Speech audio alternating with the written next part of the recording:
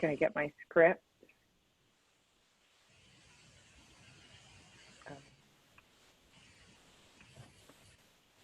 I don't know, I think Charlie Baker could have made a little video that we could just like push a button and play it every time. We're all so tired of reading the script, but here we go.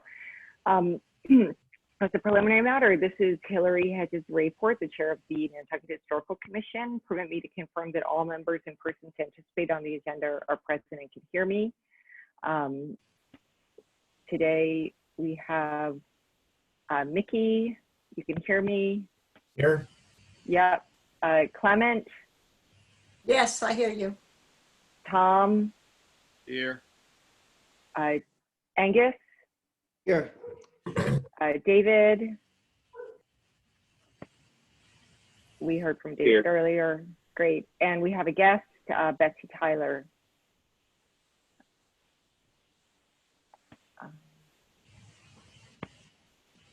And we have our staff, Holly Bacchus. Thank you, Holly. Okay, so this open meeting of the Nantucket Historical Commission is being conducted remotely, consistent with Governor Baker's executive order of March 12th due to the state of emergency due to the outbreak of COVID-19. In order to mitigate the transmission of the virus, we have been advised and directed by the Commonwealth to suspend public gatherings. And as such, the governor's order suspends the requirement of the open meeting law to have all meetings in the publicly accessible physical location. Further, all members of public bodies are allowed and encouraged to participate remotely. The order, which you can find posted with agenda materials for this meeting, allows public bodies to meet entirely remotely so long as reasonable public access is afforded so the public can follow along with the deliberation of the meeting. Ensuring public access does not ensure public participation unless such participation is required by law. This meeting will feature public comment. For this meeting, the Historical Commission is convening by Zoom video conference as posted on the town's website.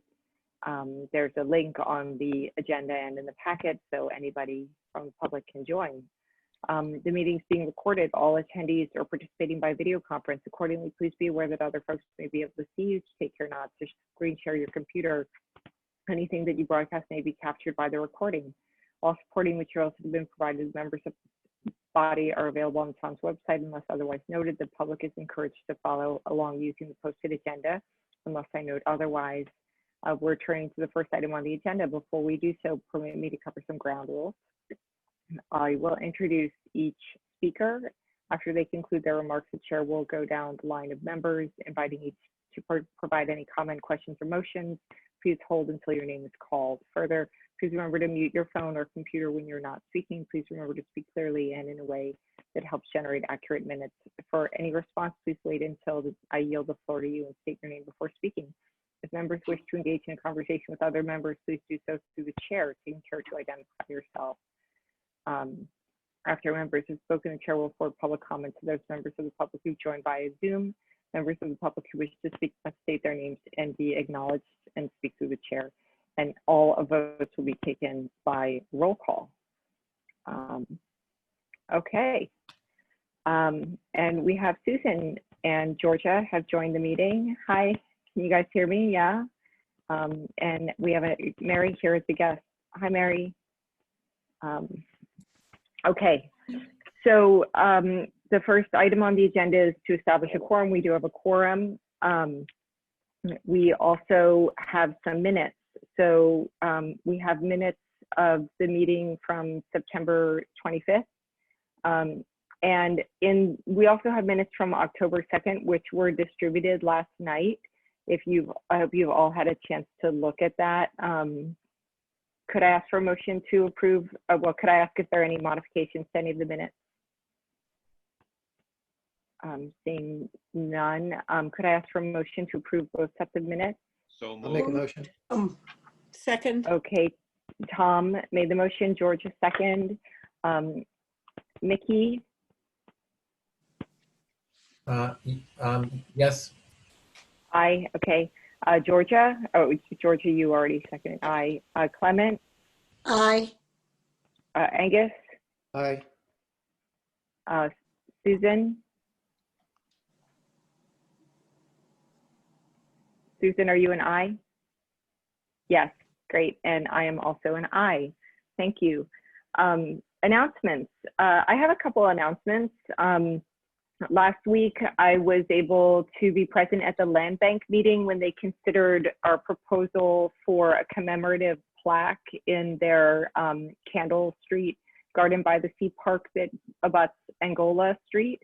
This would be a plaque commemorating the events involving Arthur Cooper when he was hidden away from a magistrate seeking to capture him and return him to Virginia to his former slaveholder.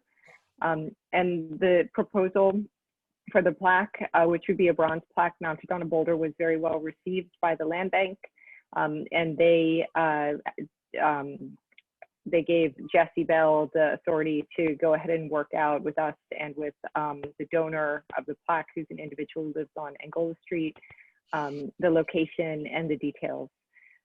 So we'll work that out, and hopefully we'll have that important event commemorated. I have one other announcement, which is that I saw that the Affordable Housing Trust is kicking off some public information, calls for public information and some surveys regarding the housing production plan. And I thought that you know, we weren't mentioned as a group that they might want to liaise with, but I thought perhaps we might want to say something about housing production, because we're of our concern about historic structures, about demolition, about affordability. I think as we've been able to read all these planning documents, historic structures are affordable structures often.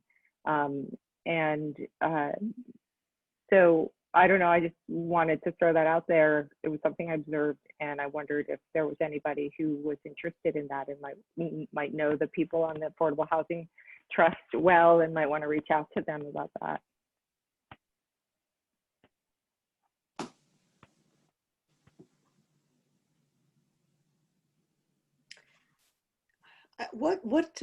Hillary, Yeah, hi, Georgia. what form of interaction would you see us doing? I really like the Affordable Housing Trust, and I'm acquainted with a couple of people on it, but I can't say I know them particularly well. Well, what I observed just from listening to their public meeting is that they've hired a consultant to do a series of surveys and also a series of stakeholder focus groups. So I think it would just be, you know, reach out to them saying, if you're having a focus group, you know, we'd love to be part of that. We're studying these issues of reusability, sustainability of historic houses, relocation of historic houses, and also some preservation planning. So I think it does intersect with, anyway, that's what the conversation would be, as far as I would envision it.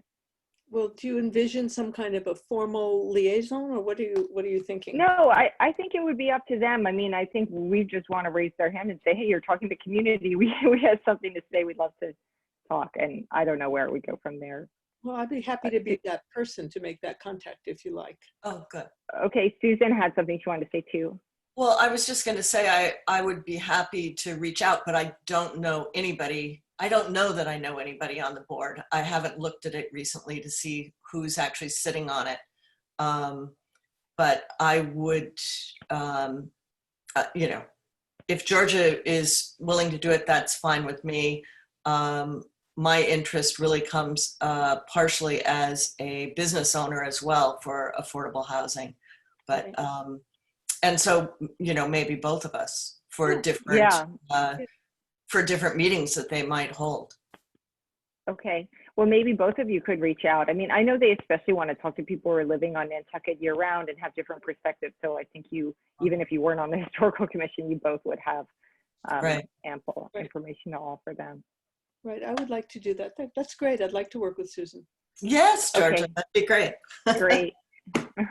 Great. Well, terrific. So let us know how it goes. Okay. Does anybody else have any other announcements? Okay, seeing none. The next item on the agenda is the staff update. Holly. Yes, actually kind of announcement. It's not on the agenda, but it suits as an announcement. So if you're not familiar, on Wednesday, the select board basically reassigned the preservation restriction for the youth hostel I have right behind me from 1874 from the assignment with the HDC to the Nantucket Preservation Trust. Very happy about that. Obviously, as everybody's well aware, that they're more suited to being able to handle the preservation restriction. And so I'm very happy for that. And I also just want to give a nod to Georgia, because if it wasn't for Georgia, when she was president of the Nantucket Preservation Trust, pushing for it through town meeting, we wouldn't have these preservation restrictions. So I just wanted to thank her for that. This is why we have preservation restrictions because of concerns like this. This is in perpetuity. And I'm hoping people will open their eyes because there were a lot of misinformation that was spread when everybody heard that this property was on the market. So select board had no issues of reassigning it, and I'm very happy that was done. And so now on to staff update. You've all seen my emails about the NAPC camp training that I've got scheduled for November 6th and 13th. If you cannot attend just for both, let me know. Even if you can attend one, they will be recorded. They will be available for future viewing. A lot of good information, great people in the preservation world. So please let me know, because I need to give them a list of who will be attending. And I need that by next Friday at the latest. And then, of course, we have our Resilient Nantucket. That's continuing going on. Sorry, my daughter's in class and she's walking around. That will be in November. We're looking at November 14th. It's on a Saturday. This will be with obviously our consultants, Lisa Craig, and you'll also be introduced formally to our other consultant who's doing the design guidelines, Phil Thomason. He's also on the board for the National Alliance of Preservation Commission. So, these folks, you'll find that the preservation world nationally is not that big. There's a lot of people know each other, and I've found out through networking over the years that there's people that even know my academic advisor. So that's how small preservation is. That's pretty much it from a staff's update standpoint. And as you all are aware, please let me know if you have any questions. Don't hesitate to email me. Thank you. Holly, I have a question just about the training. I know when we had worked on this at the end of last year, thinking that it would happen in May, that we had talked a little bit about the curriculum. I know you can kind of choose from a menu of things, but we thought that we might, well, first we were interested in, getting input into what menu we were choosing, but also that there might be some things specific to Nantucket that we'd want to bring up some questions. I know, can you talk a little bit about that and let us know how we can review that? Yeah, so the, it was pretty much outlined already. The contract is going before the, sorry, I don't have it right in front of me, but the contract is going before the NPDC. That's just the way that works because of the cost. So they will review it and give the planning director the approval to sign the contract. But we're gonna have, there's 6 different topics: resiliency and planning, preservation planning. There's ethics and role of the commissioner. There's community outreach and building support. There's design exercise. These are all, I've had multiple meetings with both the NAPC staff as well as I had a joint meeting with the trainers. 2 of these trainers know Nantucket intimately. I take that back. All 3 of them know Nantucket. Chris Skelly will be in addition to the trainers. He'll be in attendance, but he won't be an actual trainer. I think it's because of his role as a CLG and him knowing that Nantucket wants to be a CLG. So he will be at the meetings, but he will not be an actual trainer. The other person, and you saw all the bios of the people. We got Lisa Craig, we have Will Cook, and Frederique. And Frederique actually is a Penn grad as well, like me. So she knows Nantucket too. So that's great. These, I think you all will appreciate, because they know that it's a mix of both the commissions. This has also been extended to our HDC advisory groups and a couple of town staff as well as NPT staff. So, I think you will find the topics are right on point in what Nantucket needs to learn. Of course, they have a boilerplate of stuff that they do in these teachings, but they're also they have all the necessary laws, the legislation, all that information has been provided to them, so they know how unique Nantucket is. So I know this is a little bit different. We're not, physically together, but they've been able to do these camp trainings in other locations with this format during COVID. And I think if they can do this for New York City and New York State, they can do this for Nantucket. So I think it will work out great.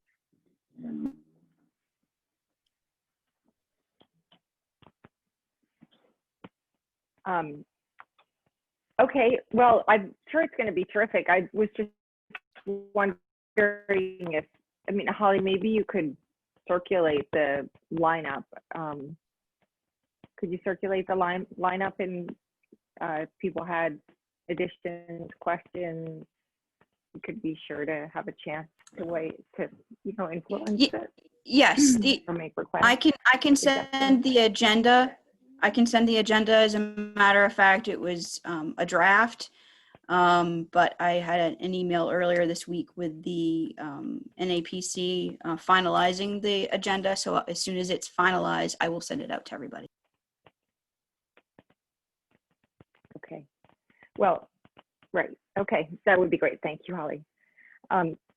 Okay, does anyone else have any questions about the training or? Okay, seeing none. The select board, oh, sorry, I had one housekeeping issue. We have a meeting scheduled for Friday, October 30th. I just want to make sure that before we end today, we talk about whether or not we should go forward with that meeting. One, I think my perception anyway was that we put in these cycles of meetings every 2 weeks with the idea that if it felt premature to meet after 2 weeks, we would be able to cancel it. So I was kind of expecting some cancellations. But Holly, is it still the case that there will be a special meeting of the HBC on the 30th? Yes. Yes. So yes, there's a just so special everybody meeting for the HDC for an application.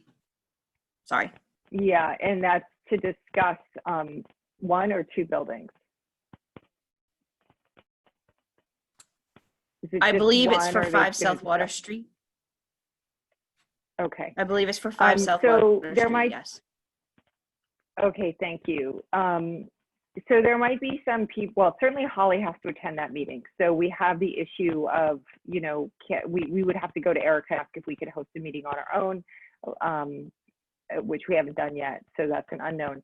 And also there might be some people here who might want to attend that meeting. I might want to attend that meeting. So why don't we work through our agenda today and then figure out kind of where we are and when we want to have our next meeting? Because if we don't meet October 30th, our next meeting will be the 20th, but of course we have a lot of events between now and then. So just something to keep in mind. Okay, so discussion of the Historical Commission at next week's Select Board meeting. I included a packet. Now, I know that there are some people here on this meeting today that weren't able to be with us on October 2nd. So I hope that the minutes gave you a good sense of how the mission went. We do have a revised mission statement that we voted on and accepted. And then we have this memo kind of going through everything. So I wanted to hear comments, thoughts, reactions. I do want to call for a vote to approve this as presented and sending it to be included in the select board packet. But I also wanted to discuss, anything else that we wanted to communicate to the select board when we have time with them next week. Anyone want to go first?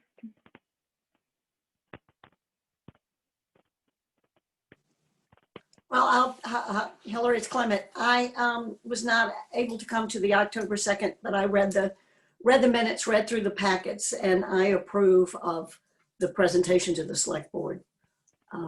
And I don't have anything else to offer, but thank you. Okay. Okay. Hillary, Tom. Yeah, Tom. I couldn't attend it. I was on the boat, as you know, and Yeah. you and I did talk a little bit about it, but I also read the packet and all that stuff, and I approve it as well. Okay. Thank you, Tom. Georgia, did you want to say something? I thought David did a great job with the minutes, and I also approve and agree to send them to the board, the select board.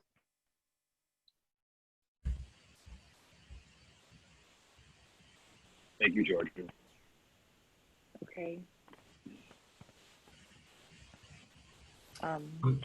I'll say the same thing. I think it went well, and Angus?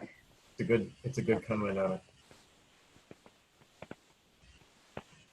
And I will say the same. I read it and I was very pleased with how it turned out. So thank you for everybody that worked on that.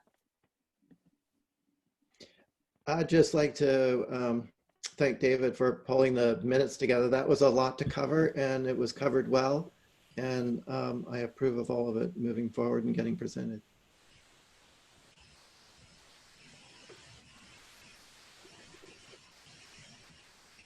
Okay. Thank you, Angus. I think we didn't hear from David. I worked pretty hard on it, and I approve of the finished product. And Hillary, thank you for your help as well.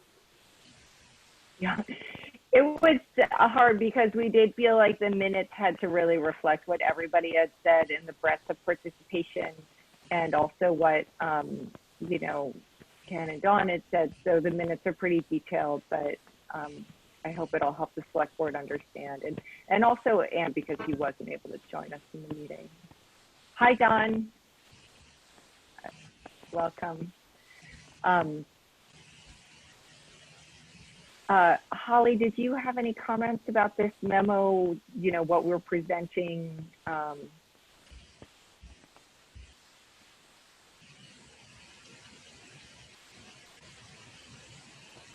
Holly? Is this is what you're wanting to present to the select board? Yeah, so Okay. that would go in their packet. Yep.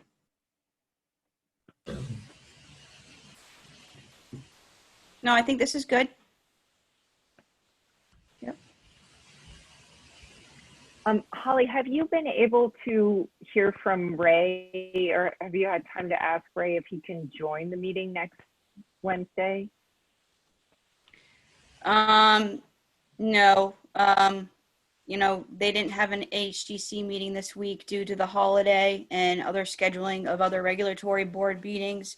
So as you can imagine, next week is going to be a long meeting. The amount of applications that they've seen submitted this past week is just astronomical. It's just, they had over 480 for the last month alone. So just put that into perspective. That's why they're having all these meetings. And I know both Mickey and Angus can attest to that.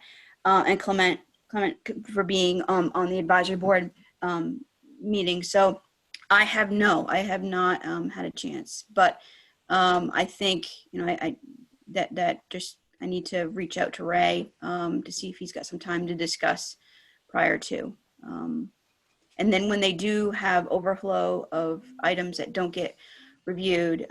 They do have special meetings scheduled on Thursdays, but those have a hard stop of only an hour and a half. And as you can imagine, they don't get through everything then. And it's just the nature of the beast. But those would be the days that we would want to discuss, if it's up to the chair, any additional items like the CLG. But I do need to reach out to Ray. So that is on me. Yeah. Yeah. Well, right, there's that. So the question of the next fifth Tuesday is in December. So that would be our question of, would they have another joint meeting, which, would mean that we'd have 2 this year, which I think would be great if we could have, meetings at least twice a year, and they wanted to do it on months where they had 2 Tuesdays. So that would be December. But then this was really a request from the select board because, this is an opportunity for the preservation function of the town to be in front of the select board talking about goals and who does what, and could Ray be there? So I guess we'll wait to hear. Yes, Angus. Just about HDC and the CLG. The next move is really just to have the MOU signed by the HDC, right? Is that the next thing, the next step for the HDC? Yeah, if we want to put in an application, they need to sign the MOU, and which just you do this and we do this and we coordinate by some periodic meeting. And then also we need to give like the background we need to give kind of a CV of all of the commissioners. That's included in the application, and everybody needs to sign the application. So Holly, is that what's on their agenda for whenever, like we want to meet with the HDC whenever we can, that's great, but the MOU signing will be on their agenda regardless of us meeting. It's just one of those things that other business that they'll get to when they can. They'll probably be voting as to an agreement of moving forward. The last meeting that we had a discussion on it was the same day we called a special meeting for the Star of the Sea. And that was something that the chair put on, which I was very appreciative of course. And it was wanting to make sure that legal counsel looked at the CLG and the MOU in regards to our, not only the town charter, but also the special act that HDC follows. I've been told from the planning director through the town council that that's okay. I just need to, have a conversation with Ray. That's what it boils down to, and then they can vote. But again, there's also more to the application. But I think the MOU seemed to be the most important aspect from town admin and the select board, and making sure that everybody was okay with it. Thanks, Holly.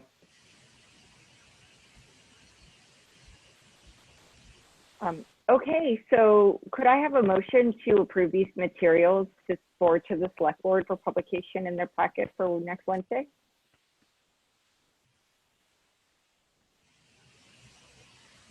Okay, I saw a motion from Georgia. Second. And a second from Angus. Okay, Mickey? Aye. Clement? Yes. Tom? Yes. Susan? Yes. Don? Yes. David? Aye. And I am also an aye. Great. So we'll go ahead and be there, and we'll have our follow-up discussion with the select board, and grateful to them for their interest in hearing from us. All right, so now we're getting into what we really are working on this meeting, which is this discussion of surveys of historic structures and the discussion of preservation planning.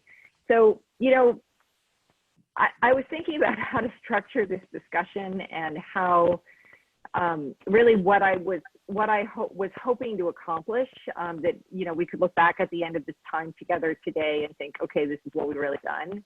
And I have to say, I think we might need to just kind of wrestle with this a little bit, put some ideas out there.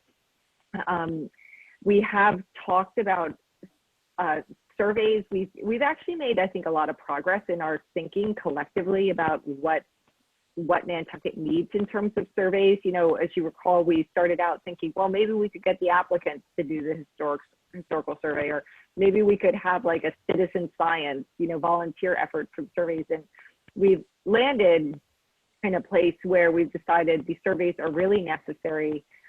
It's going to be much more difficult to protect historic structures and the history of our island if we don't have the historic resources themselves surveyed, and that this really needs to be a municipal function steered by staff and our commission.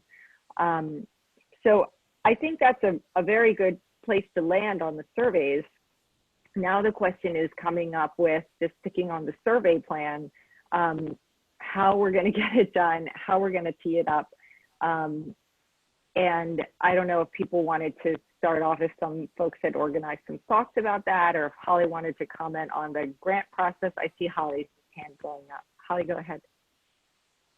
So 2 points. One, I wanted to let you know that this is going to be a topic that you're going to learn with NAPC. They're going to go over survey planning. They're going to go over preservation planning. And these are, you know, going to be very informative. So I think this is good that you're starting this conversation now, but I think you're going to learn a lot next month, and where, you know, we as a group want to move forward with survey planning and preservation planning in general.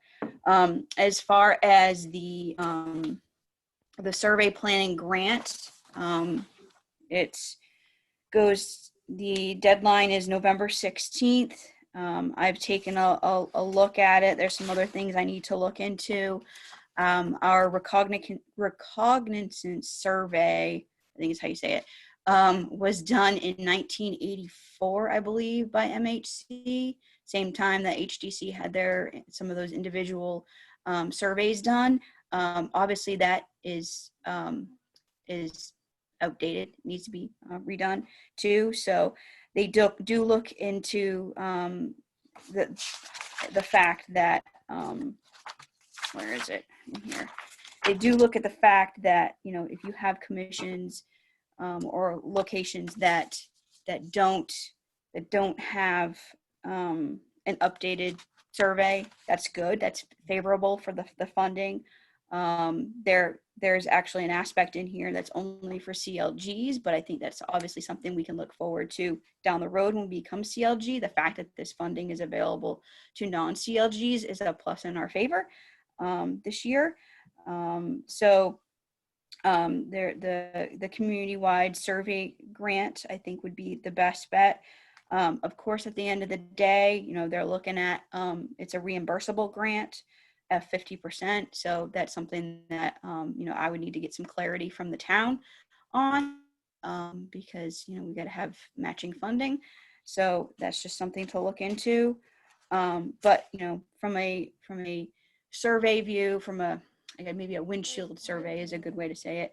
I did get the go ahead for us to apply from the planning director. So that's good. That's good news. And I know you all would appreciate that.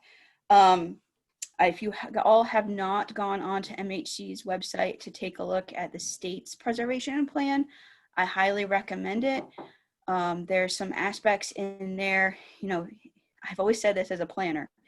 If jurisdictions and states have plans that lay out priorities and it says X, Y, and Z, if you're going to apply for something for that, they all tie together, if you will. So that's something that we would want to take in consideration with the application. But I think overall, it would, you know, it's something that we need to look into, and yeah, this would definitely help us. I just want to mention that taking the survey process is going to be cumbersome if we don't have an actual plan of how to combat it. Because if you look at what we have already from the 1984 HDC surveys, it's not even every single historic structure. It's not even every single structure that you would think that would have a survey already done. It was not done. So it's not even the fact that they took, you know, say downtown's 1955 local district and Sconset's local district and surveyed all of them. They didn't. So doing a survey plan is going to be helpful to combat how to go about having the surveys done, because we all are aware that it's not just those local districts, it's the entire island, and there's a lot of stuff scattered in the middle that don't have the surveys done. So that would be something to look into. So yeah, those are just my thoughts. I see Georgia has her hand up. Yeah, Thanks, Hillary, Holly. Georgia? I have two comments. One is, I remember Brian Pfeiffer making a very germane comment at our last meeting that we are the geographical area that has the highest number of protected structures that are least surveyed. So I think we have to keep emphasizing that in our dealings with both the town in regard to the CLG and with regard to our own functioning in this area. And secondly, when you suggested that we look around at areas, towns in Nantucket, towns in Massachusetts that we might like to see how they operated within their own areas of, what am I thinking of? The being able to be CLGs, or being able to use how they use their historic commissions. I looked at the town of Northfield, where one of my kids went to school. And I found that in Northfield, they were regularly getting reimbursed for historic surveys. So I thought we have to be out there doing this. This is something that the town should know that we can get reimbursement for, and we should be out there getting it. So those are my two comments. Okay, thank you, Georgia. I see Mary and then Tom. Mary? Thank you, and excuse me if I'm not fully informed. So when you're talking about a survey, are you almost literally talking about going door to door around the island to catalog features of a property? Or what I'm wondering is if there might be another agency who would want to collect data in a similar manner that you could partner with, so that whoever's collecting data about properties is not trying to repeat efforts that have already been done. So I'm thinking about things like a build-out survey or a housing survey, or are there any other agencies who would be looking for this kind of data? And I'm thinking also about the coastal resilience aspect. We have a project going with the WPI students to survey houses in a floodplain. And are there ways that we can coordinate that data collection that it serves more than one purpose, and perhaps share the cost as well? I see, Holly, you have your hand up to respond, and I'll also just make a couple comments before turning it over to you. So, Mary, these are surveys of historic significance. So the people that would need to do the surveys would be people trained in architectural history with some preservation. So because the point of the surveys is for historic preservation, we're looking to document what's there with a focus on whether or not it's something that contributes to our National Historic Landmark and our historic district, what's distinctive about it. And the reason is that we have about 30 structures demolished every year. Not structures, these are homes. If you include structures, it's even more. And then if you include, significant additions and alterations, which include partial demolitions, that's another about 150 every year. So there's a lot of change that's happening. And then of course we have the floodplain. So from a preservation perspective, it's an informed, pretty specific survey of the history and architectural features. I think that coordination is fantastic. I see coordination along the lines of how can we put all of this information together? So how can we plan a collection of the different folks that are doing surveys? How can we plan the collection so that's all captured in one area? And designing a plan for data collection upfront so that it all lands in the town GIS as different information layers within our GIS system. But certainly like getting everyone's who's doing surveys together so that people know what each other is doing, I think is a fantastic suggestion. And Holly, what else did I I'm miss? sorry, the DPW just did a tree inventory in town in Sconset. And again, I'm wondering if, if there's already data to start with, or if there's already a database that you can build on rather than having to reinvent. So that's just my curiosity level. Yeah. And I Holly. get that, Mary, completely.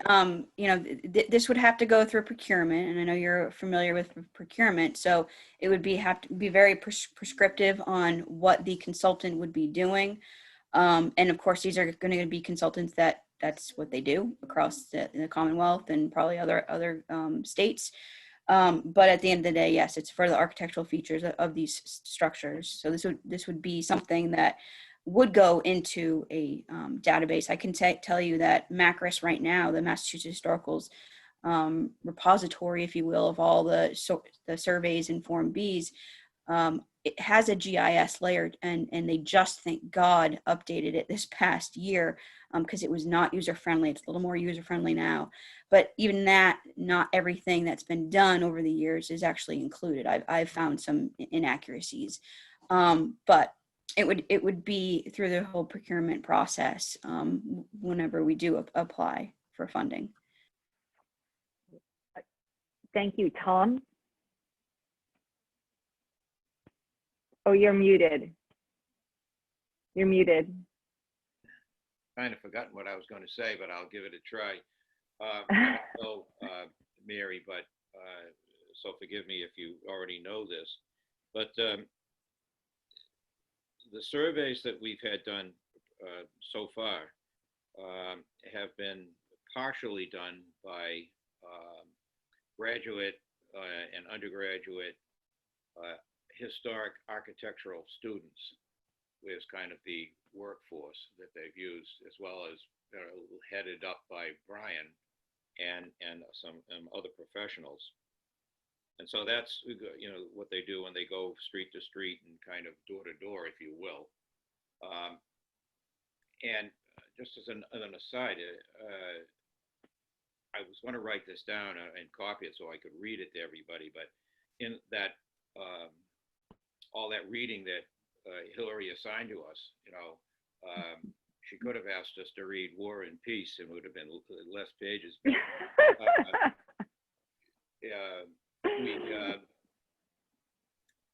It was the Cape Cod Historic Commission, I believe, and their first page that they had, 190 pages that it had, was the third paragraph was very, very germane to what we're talking about, and I wish I'd written it down. And you go over that, you go back over that, you'll see what I'm talking about. It's exactly what we're doing here, and it was so right on for what we need to do here in Nantucket.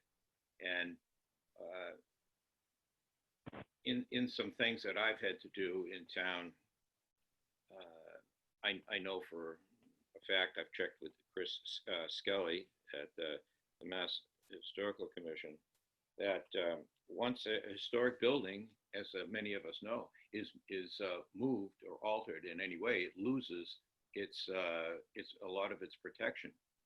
And I called him about and asked him about that, what could be done about that, and there's actually very little. So whatever we can do to add to that, I think is important.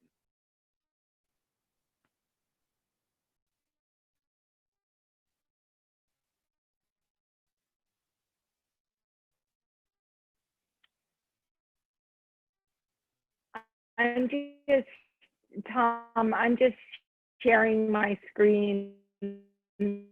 I have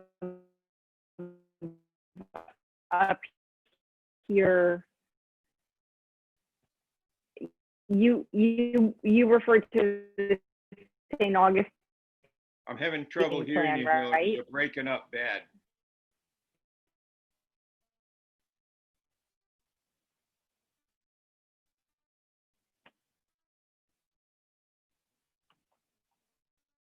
Is that what you were talking about when you thought was important? Maybe. Can you hear me? Was it St. Augustine? Can you hear me, Hillary? Am I muted? Can you hear me? I can hear you. It wasn't saying, Yeah, it wasn't I St. couldn't Augustine. hear anything you were saying, Hillary.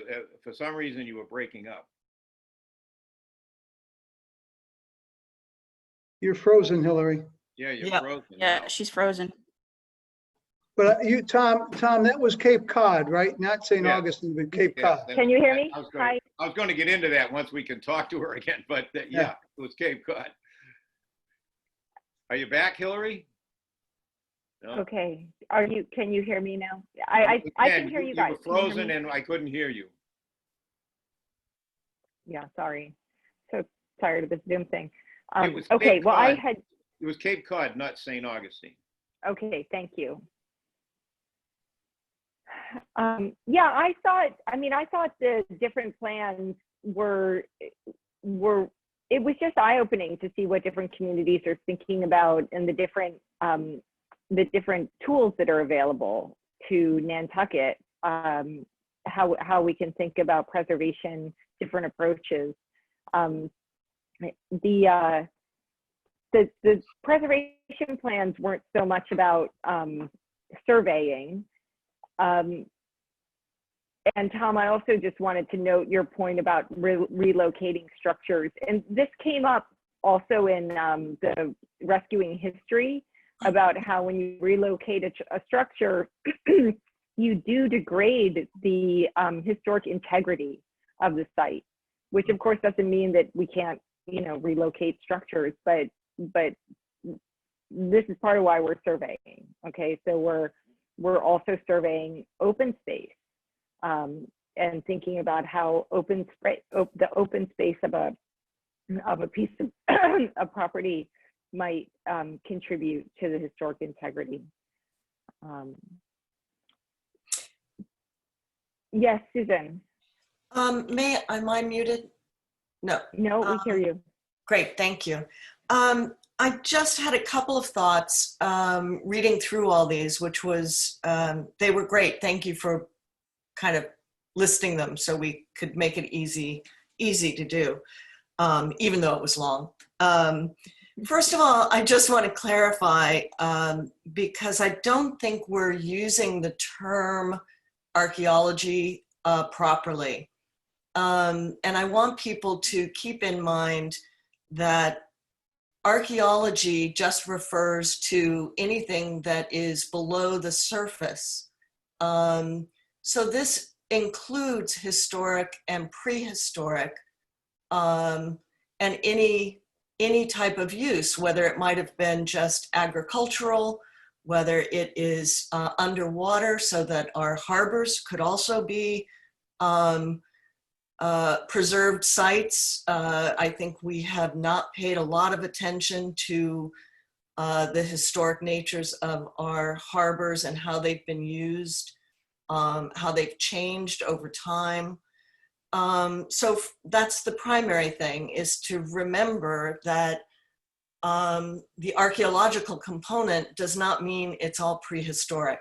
This is an active part of your survey of historic spaces as well, whether they be buildings, open spaces, or water. And so this has got to be a huge part of your survey, is the sensitivity of different areas for archaeological survey and research. one of my primary concerns is that we are lifting so many buildings now. Unfortunately, probably 50% of the buildings, outside of town that are historic buildings, take Sconset, for example, have been lifted with no archaeological investigation of scooping out everything that's underneath them and putting in basements. The town has just not been focused on this, and I think a lot of information has been lost, because every time we have an opportunity, every time we open a street, every time we lift a building, there's an opportunity there to very quickly, it doesn't have to really slow processes down, couple of test pits, things can be done very quickly. So that's just, I want you to keep in mind as you're thinking about survey, that this is, the whole island, including all of our harbors and beaches, and certainly including our historic buildings and what's under them, not just the buildings themselves. That's it.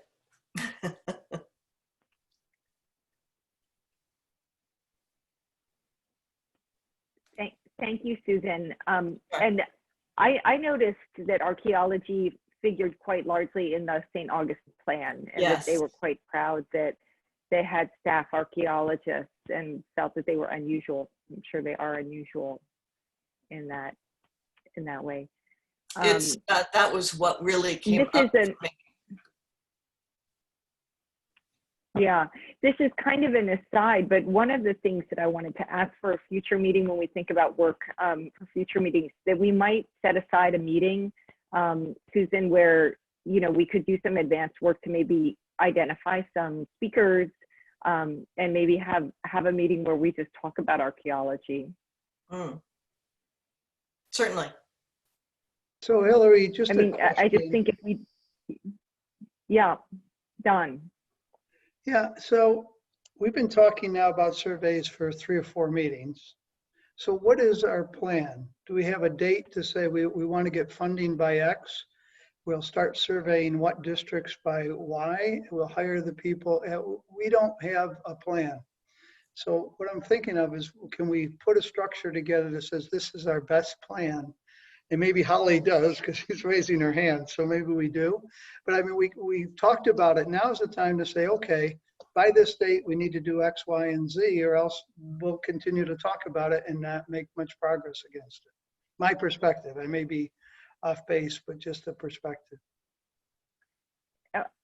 Don, I think you're completely right. And that would be a terrific takeaway from this meeting, if we had a crisp sense of what is the next thing that we need to do. What are the key things we need to do to get this done? Because it's a huge task and it won't get done if we don't set those milestones and those intermediate goals. Holly? So I've put a little bit of a bug in some of the preservation folks out there, and one of our trainers. And first and foremost, you have to have a preservation plan. It's very helpful to identify the priorities that you want to do. And typically you don't necessarily do surveys before you have a preservation plan. Again, that will be more discussed and more in depth during training, but I just wanted you to be aware of that. Unfortunately for us right now, we kind of, it's if we want to move forward and knowing full well that local funding is not available through the town, then obviously going through trying to apply for a survey grant would be great.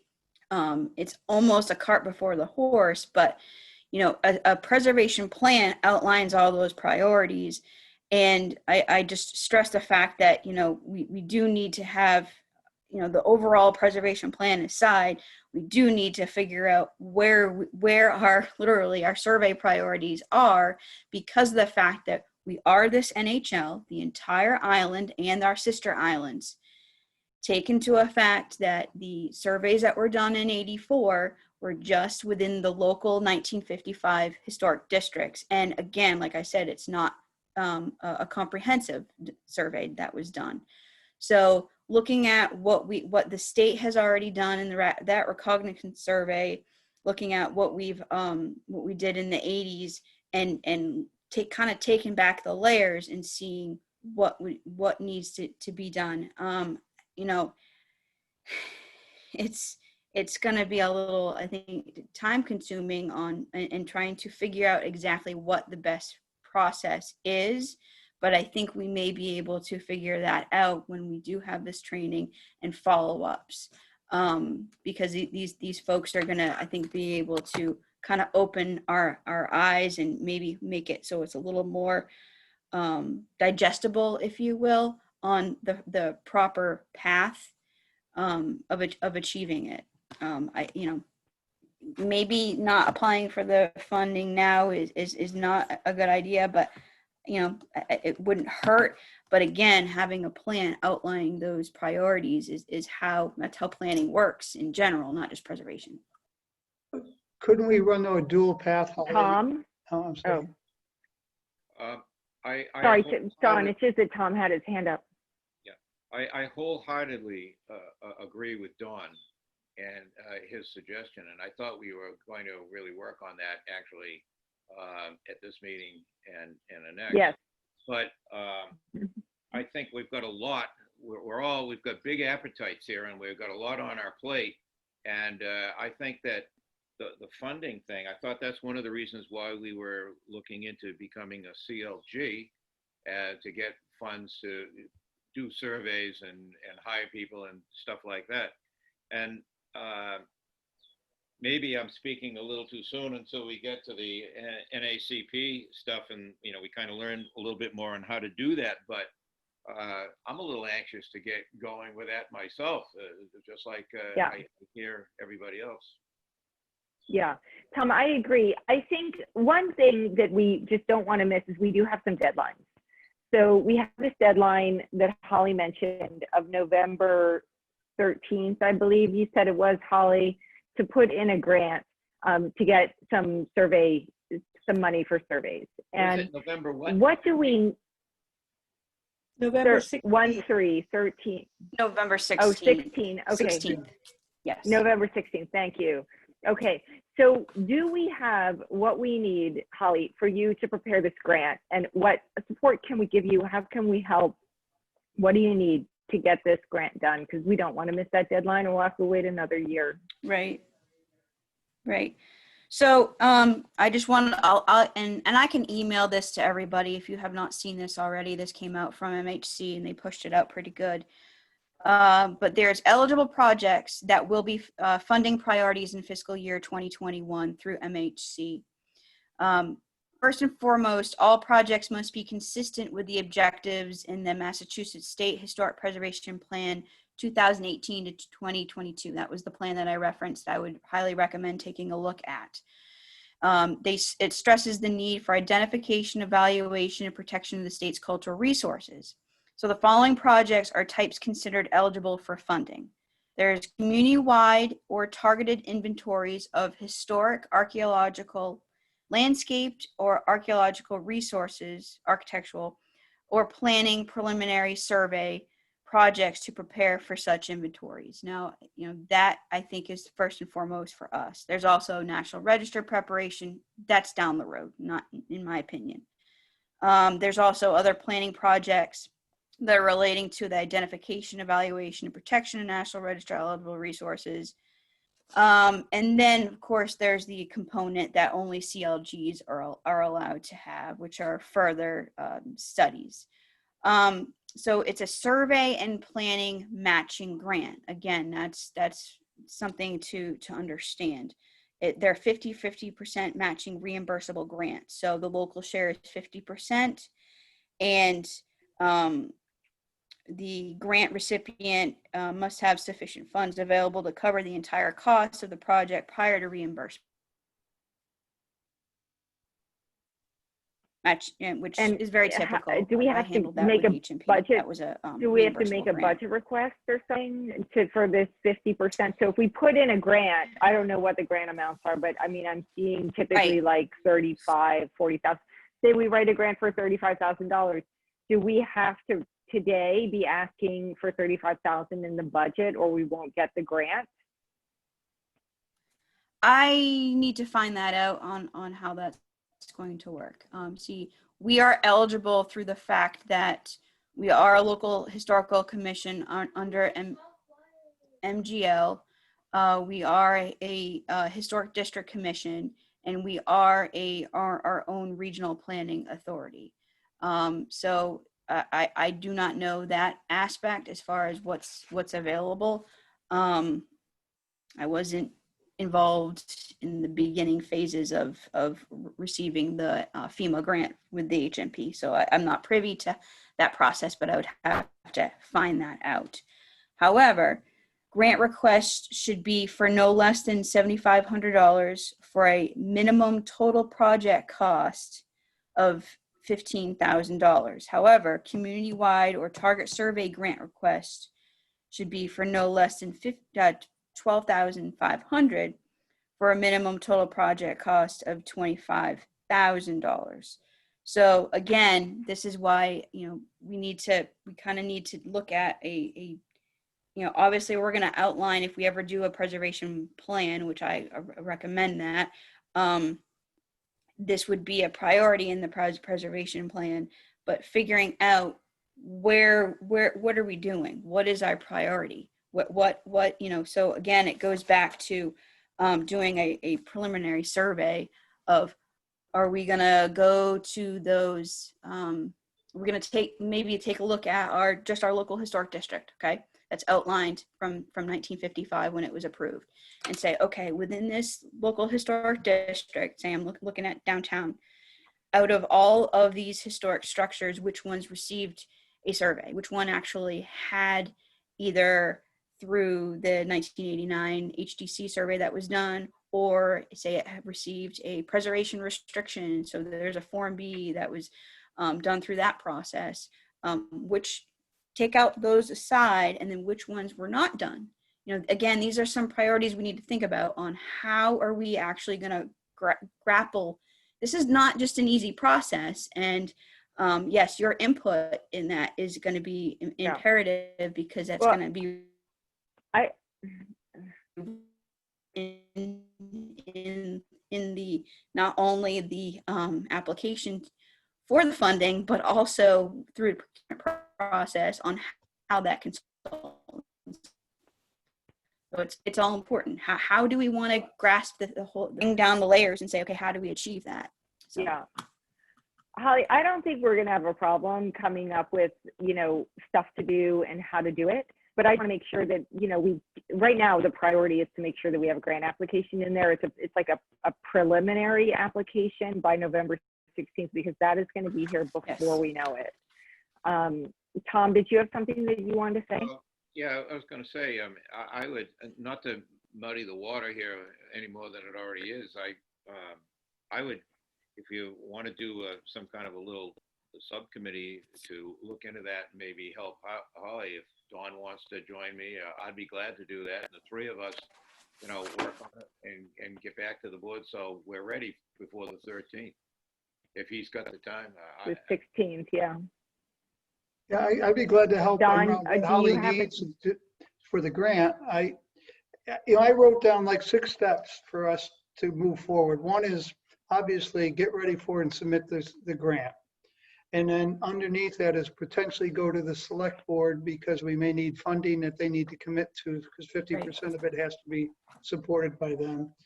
Third is attend the training for those who are going to attend the training, attend the camp. Then set the priorities of where do we want to do the initial surveys, assuming we get the grant. Work on the preservation plan, and then integrate the two over time. I mean, they can run in parallel. We don't have a preservation plan, but we know we want to do surveys. But eventually they'll have to be integrated if we do have a preservation plan. And all that, those are kind of the next steps that I look at. In November 16th is one date, the camp is another date. And then once we get the grant, when do we set the priorities? I don't know when the granting process occurs, but if we have a date, we can put dates with that. And then at least we can have, are we hitting the dates that we're supposed to hit? That's how I look at it anyway. Yes, so the, they need to receive the pre-application by November 16th. Then the selection process through MHC goes through, and then the full application will be due in February 8th. And then the grant awards are done in March. Okay. So the pre-application, you know, obviously there's a set of priorities for that. I have a question. Can you, We don't yeah. have a lot of time then, as Don just laid out, between the 13th when the NACP thing is, and the 16th when the grant is actually due, the request is due. That's a very short window. We could do some homework before that, but I don't know that we got enough time to actually pull that all together in 3 days in order to do that. Holly, what, if I could just ask, what is required on the pre-application? Is it just, do you have it? Can you share it? I don't have it. Hold on. I may have Because it if the digitally. pre-applicant Hold is on one just second. like put your name in the, put your hat in the ring, you know, that's not a problem. But if the pre-application is, you know, give us an outline of what you want to do, we have to get busy. Right.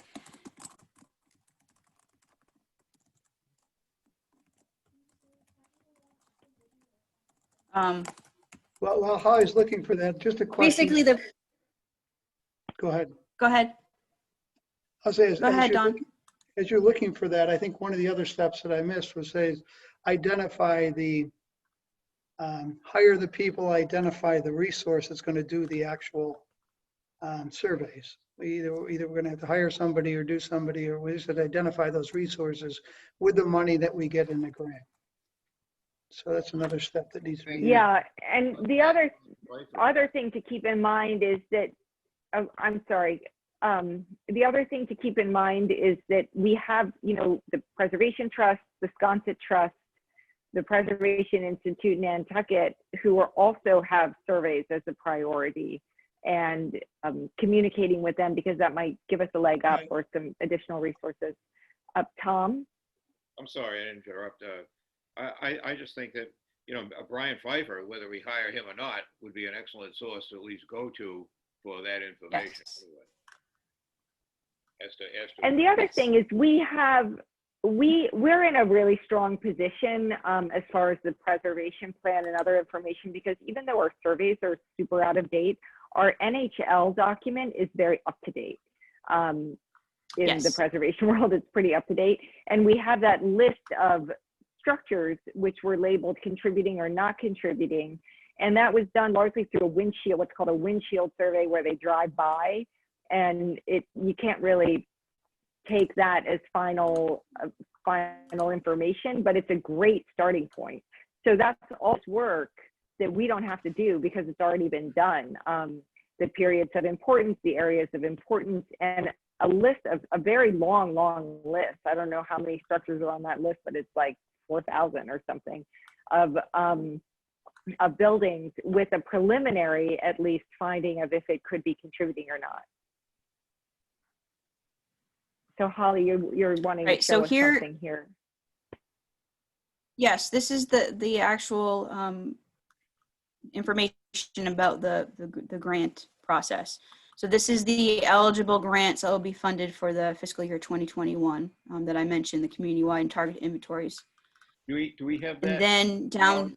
Do we have that now? Did you Can send you, that? can you send that to everybody? I can email it. Yep, absolutely. Can you email that? Yes, to me? I will do that. Thank you. Yes, I will email it to everybody. Here's the deadline for the pre-application. And then talks about the selection process. This What is the is actual the pre-application. Holly, down below is an actual, it says, fill out the full application. What does it require in the application itself? there's a form for the application? I think if you see what Yes. Holly's highlighted, so it says the pre-application is reviewed and selected. We have to demonstrate that we have identified the match source. So, you know, we need Andrew's support on this.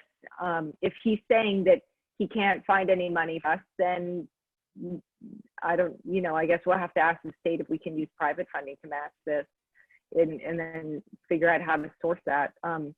Demonstration of financial need that other funding has been sought is not available. Demonstrate that the proposed activity so we have to have an activity and name it and propose it and scope it. Correct.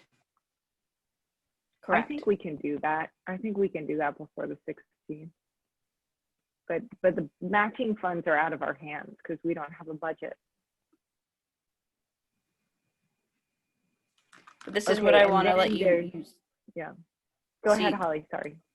This is what's important right here. Take out the certified local governments. The fact of the matter is that we are a local historical commission created under MLG Chapter 48D. We are a historic district commission, and we are a city and town planning office, and we are a regional planning agency. So we hit for the criteria of eligible applicants without being a CLG. The only thing the You know- CLG process is not is right here. Yeah. If we were a Yeah, so CLG, this would be a category that we could be doing. That's it. So we obviously So these- this year these grants are made alone. of these grants are made available for people for local historical commissions. So we're right in the sweet spot there. And I did speak to them asking if we applied later and received CLG status. He said as long as we receive the CLG status before the grant before they give out the grant, it can be like after the deadline, the submission deadline, but before they award the grant, our status would be updated. And of course, the way the CLG program works is that states have to give at least 10% of their funding to CLGs. So if other CLGs don't apply for grants, we get popped up in the queue as a CLG because they have the first 10% of grant dollars goes to CLGs. So it really is an advantage. But I was also noticing that nonprofit groups can apply for these grants as well, which is, you know, maybe another cost since we have such strong nonprofits that are so motivated in this area. Coordinating those efforts, those discussions with them would be a good idea. And I have reached out to Mary Bergman and Becky Grubbs at Wisconsin Trust about this, and hopefully we'll schedule a conversation soon. So what I heard was that Don and Tom would like to get a group together, and I can work with you guys to reach out to Holly and come up with some kind of a plan along the lines of what Don outlined to get this pre-application submitted and make some proposals. Does everybody like that idea? I'm seeing a lot of people nodding. Now, I'd like to brainstorm a little bit about, just for the benefit of this small group we've now put together, Holly, about how we could propose this, propose an approach. So I'll kick off the brainstorming with just the thought that I have. One approach that we could consider would be to target properties that we think could be threatened. Another approach would be to go by area. But we are seeing so many sales, and a lot of, we could identify which buildings, you know, we could look at the list of what the real estate listings are and what the transfers are, and look at which buildings are historic and should be surveyed, figuring that if a property sells, it's likely to be going before the HDC with an application. Now, we're not saying anything about what can and can't be done about that building. This is just a survey. It's about information that the HDC can use and the community can use, and the homeowner, if they're interested, can use as well. So I would suggest one approach, and I'd like to hear people's feelings, pros and cons, would be to be reactive, or to look at listings and threatened buildings and start with that. It's not the only approach. So Tom, I see your Um, hand. I'm not sure, which approach we should use, but like you just said, there are so many sales going on right now. One of the most important houses on Nantucket that I have been privy to hear about because I'm a neighbor, that's just, I don't know if it's been sold yet or not, but a lot of people have been looking at it, and they've been engineers over there and everything else. That is the Richard Gardner III house on Westchester Street, the old salt box behind the wavy hedge. And that property was built in 1723, 17. yeah. And I've heard them talking over there with lawyers and real estate brokers and engineers and everything else, because there is a garage and an apartment above it that also belongs on that property, which is just west of it. Yes. And there is also a garage and some property to the southeast of it down below that also goes with it. So it's a huge piece of property right here in the middle of the old historic district. And I'm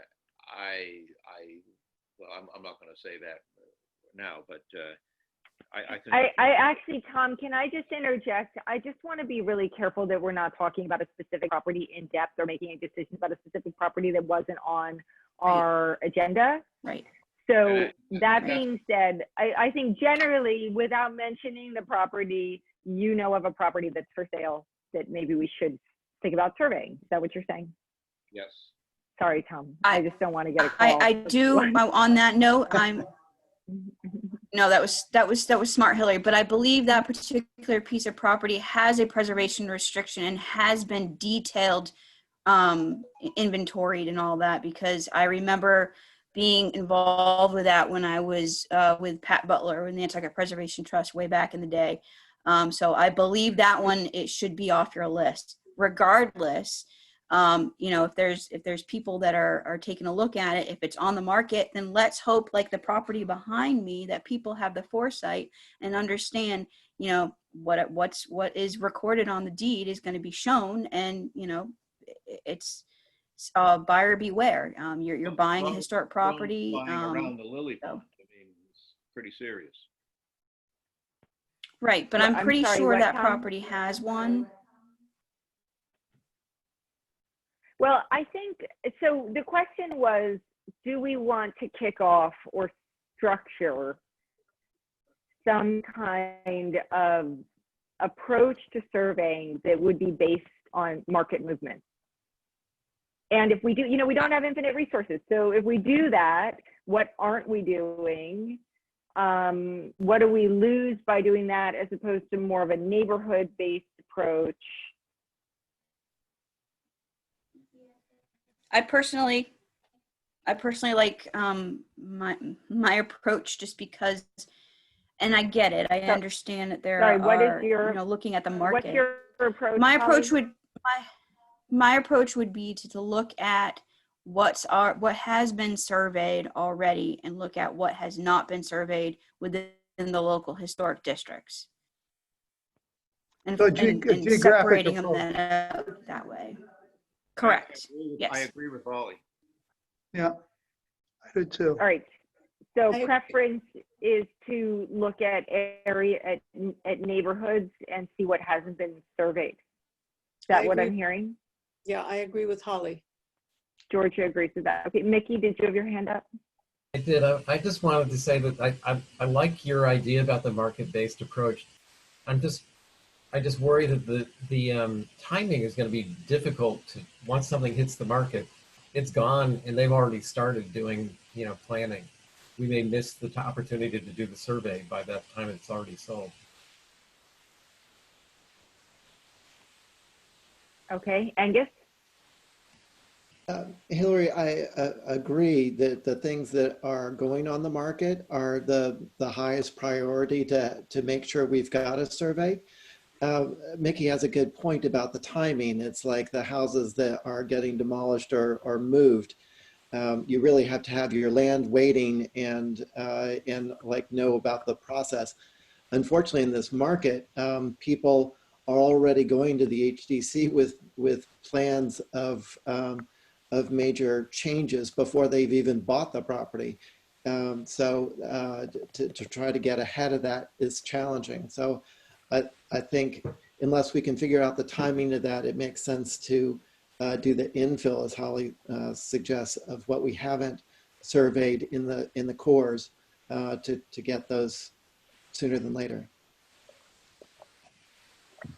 A question again, this goes back to roles. Isn't the HDC though making certain that if it's a historic property that they're not allowing things to go through it? And wouldn't that typically be the case? So I guess he smirks, so I guess maybe, yeah. I just. Don, that's part of my job, working with the HDC, Right. working with the advisory boards that Angus and Mickey and Clement are on. We look to see what is available. I reach out to NPT all the time. I do a little bit enough research when I can through NHA, and again, it's just trying to combine. You should see my own personal library of old Nantucket architectural books. It's just trying to accumulate all that information if it's not available. The onerous is on the applicant, but that doesn't always happen. The agent doesn't always do that. So it's, going through and looking at and seeing what information is available. And I will say this too, I have come and found, because of how onerous the update to the NHL was, and I wholeheartedly appreciate all the effort and work that Brian did in that effort, and NPT of applying for those CPC funds to do the update to the NHL. There's a lot of information in that. And if you all have not read that update, please do so. But in addition to the update is also a inventory of all the properties from that time frame in 2012, of everything from, the entire island. And some of that information, I will indicate, here's a HDC survey from 1989 and it says this.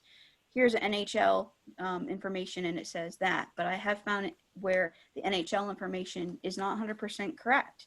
And that's because it was done by when the National Park Service requires that document for NHL. And we are pretty much the largest contiguous NHL in National Park Service's system. Everything was done in a windshield.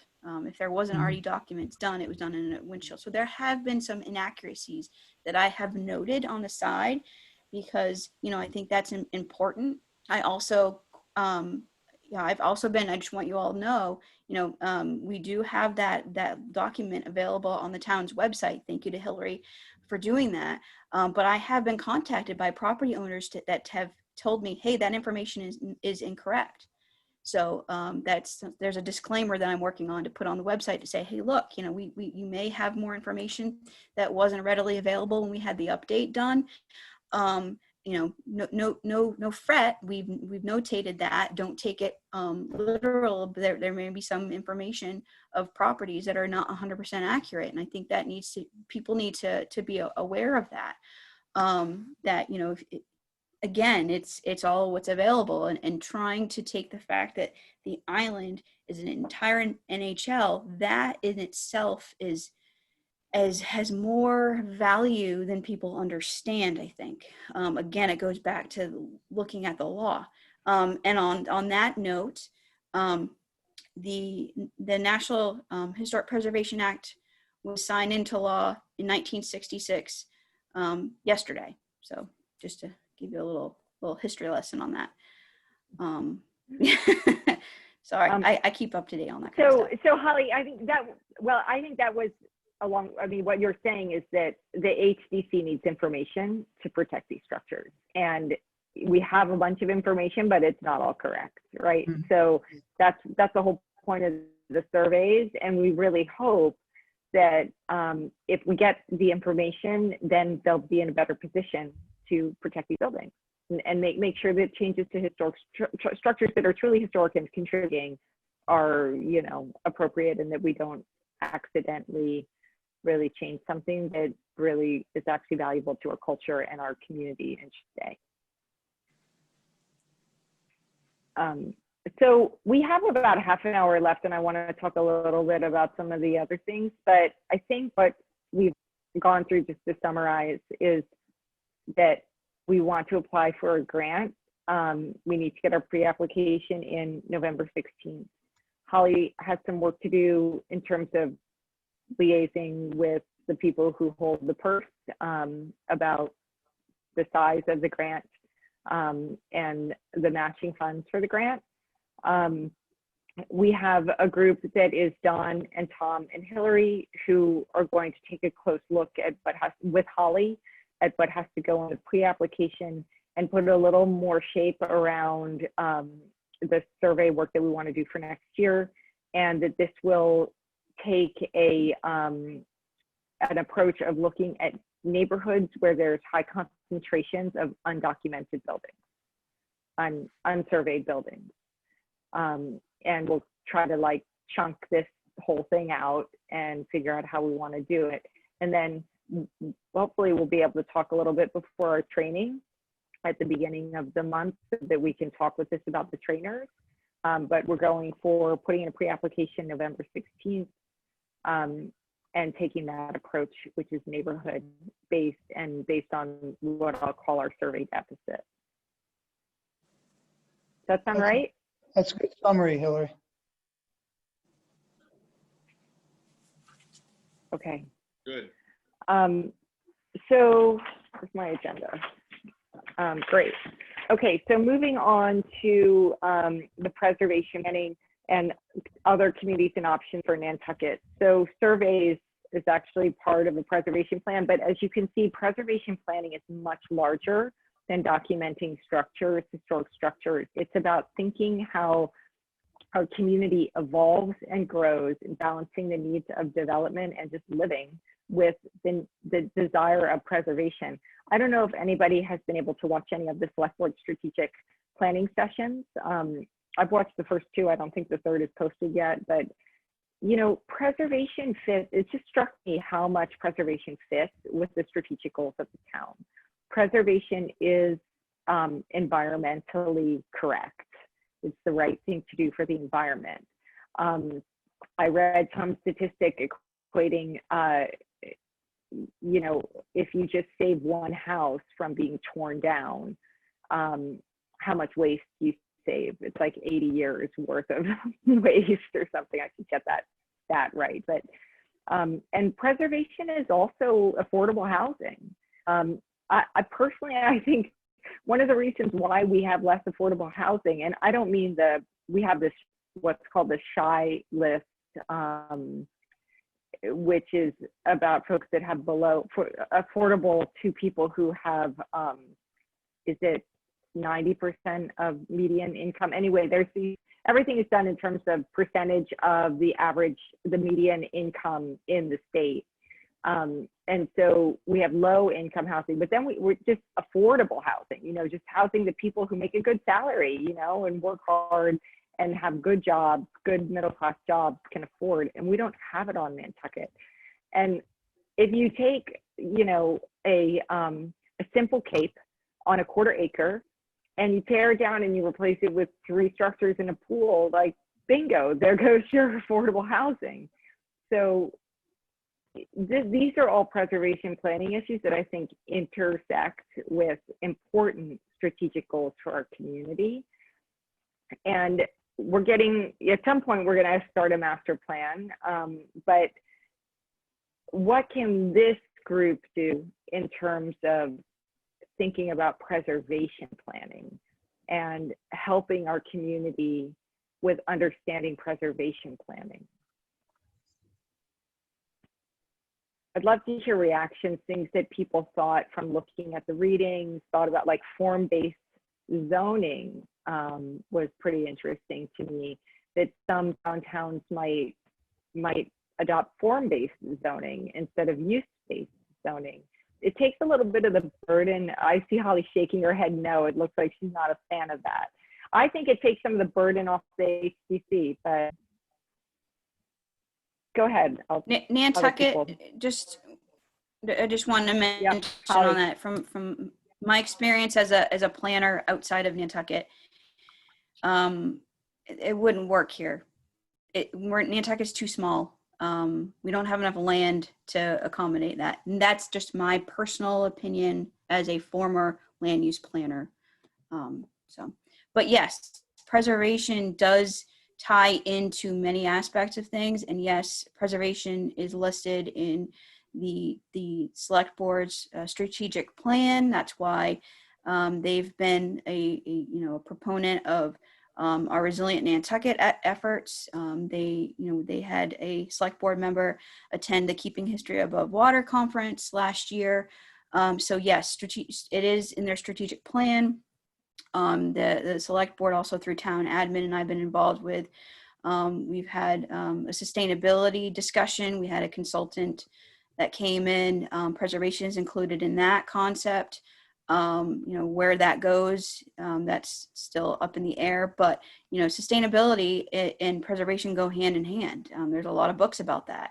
And Nantucket, I think we've already been a step above when it comes to the fact that we've been moving houses for 300 years. You come back to affordable housing. Unfortunately, over the last few years, we've seen a lot of the local stock being purchased by people that want a second home here.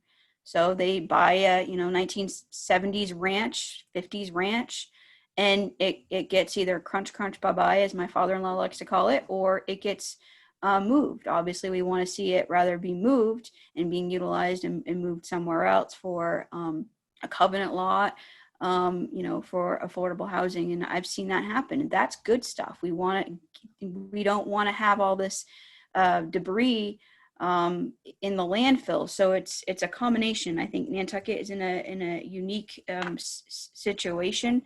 We've had unique challenges from other places. So sustainability and preservation definitely go hand in hand. And it can tie in more than. Tom?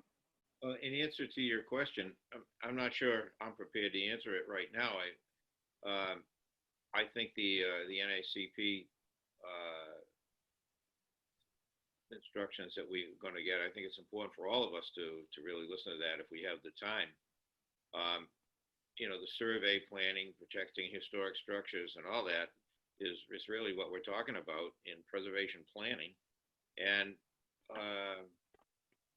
you might have your own personal ideas, but I think that we really need to have some more professional ideas of what to do, like we've read in all that reading that we had to do with other communities have done. Some of that stuff was really good. I mean, we can get ideas from that, but a lot of it isn't germane to Nantucket because of what Holly says. We're one of the largest national historic places in the country, as well as an island, and none of those places are those.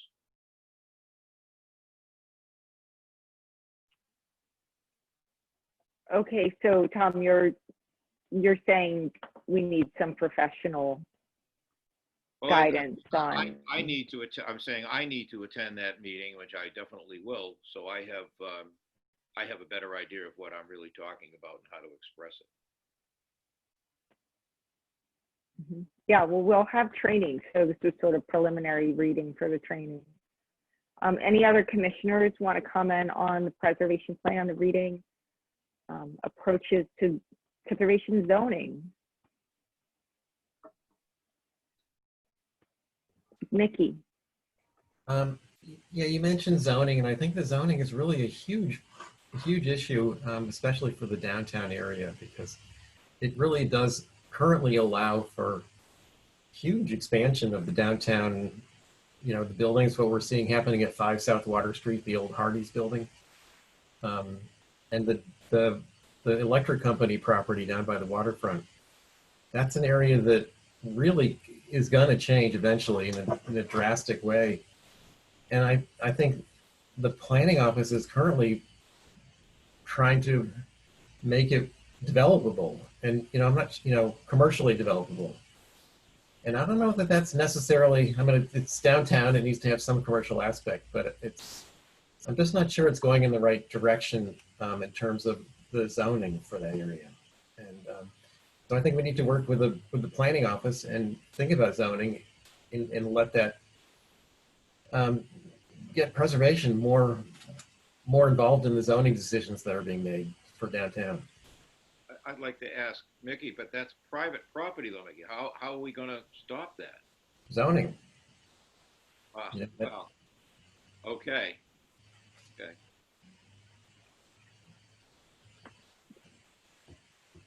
Can I just say too, to Yeah, add, I think, well, to add to what Mickey just said, I think one of the ways zoning can help with this is some height restrictions. definitely. They're going in the wrong direction on that. I think they need to go down rather than go up, which they seem to want to do. Which would be great. So just to throw that out there is another idea. Yeah. Thanks. Angus? I'd like to follow up on what Mickey's saying as well, is that the trend now is to completely fill a lot, the complete footprint with construction and go up to the highest possible limit, so 3 stories. And that's not appropriate. That's not what town looked like. It's not what it looks like now, and it's not what we want it to look like. So when large areas like blocks of development happen, we have to have limitations in place or guidelines for the massing to reproduce in like kind what already exists in town. And I'm not sure exactly how you word that, but it can't just be one solid block of development. There's got to be rhythm and openness and, broken up structures and massing. Angus, I'll just add that, Holly, I'm not surprised to hear you say that form-based zoning is not appropriate for Nantucket. I'm still studying this and learning about it, but I'm seeing it come up in all these preservation plans as being an attractive option.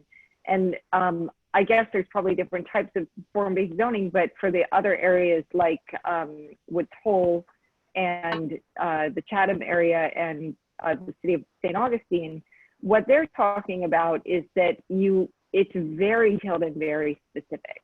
So for instance, you would pick a location like, Straight Wharf next to the Macy warehouse. And you would identify the height and the form of buildings there. And then you would set limitations in terms of zoning based on what is already there. So, it may be that whole area is, I don't know, but let's say zone that it can have, that it's commercial with a certain amount of residential, like it can have a certain number of condominiums for each 1,000 square foot of the building, and it can be, 3 stories tall. Well, it might be that to have a 3-story tall building right next to something that is already existing down there, 3 stories might generally be okay, and there are other 3-story buildings, so why not have more? But Nantucket is so varied and eclectic and unique that having just a blanket view that everything can be 3 stories is going to allow whoever has the resources and the motivation to determine where that 3-story building goes. And form-based zoning would let you say, really specifically, you can have a 3-story building here, but you can't have it here. And you can have, 50% lot coverage here. However, the 50% needs to be oriented in a certain way. You can't have any 50%. It needs to be positioned with, maybe it makes sense to have it be really all on one side, or have the building oriented so that it's shorter side facing the street. So that's what I was taking away from form-based zoning. George, I see your hand.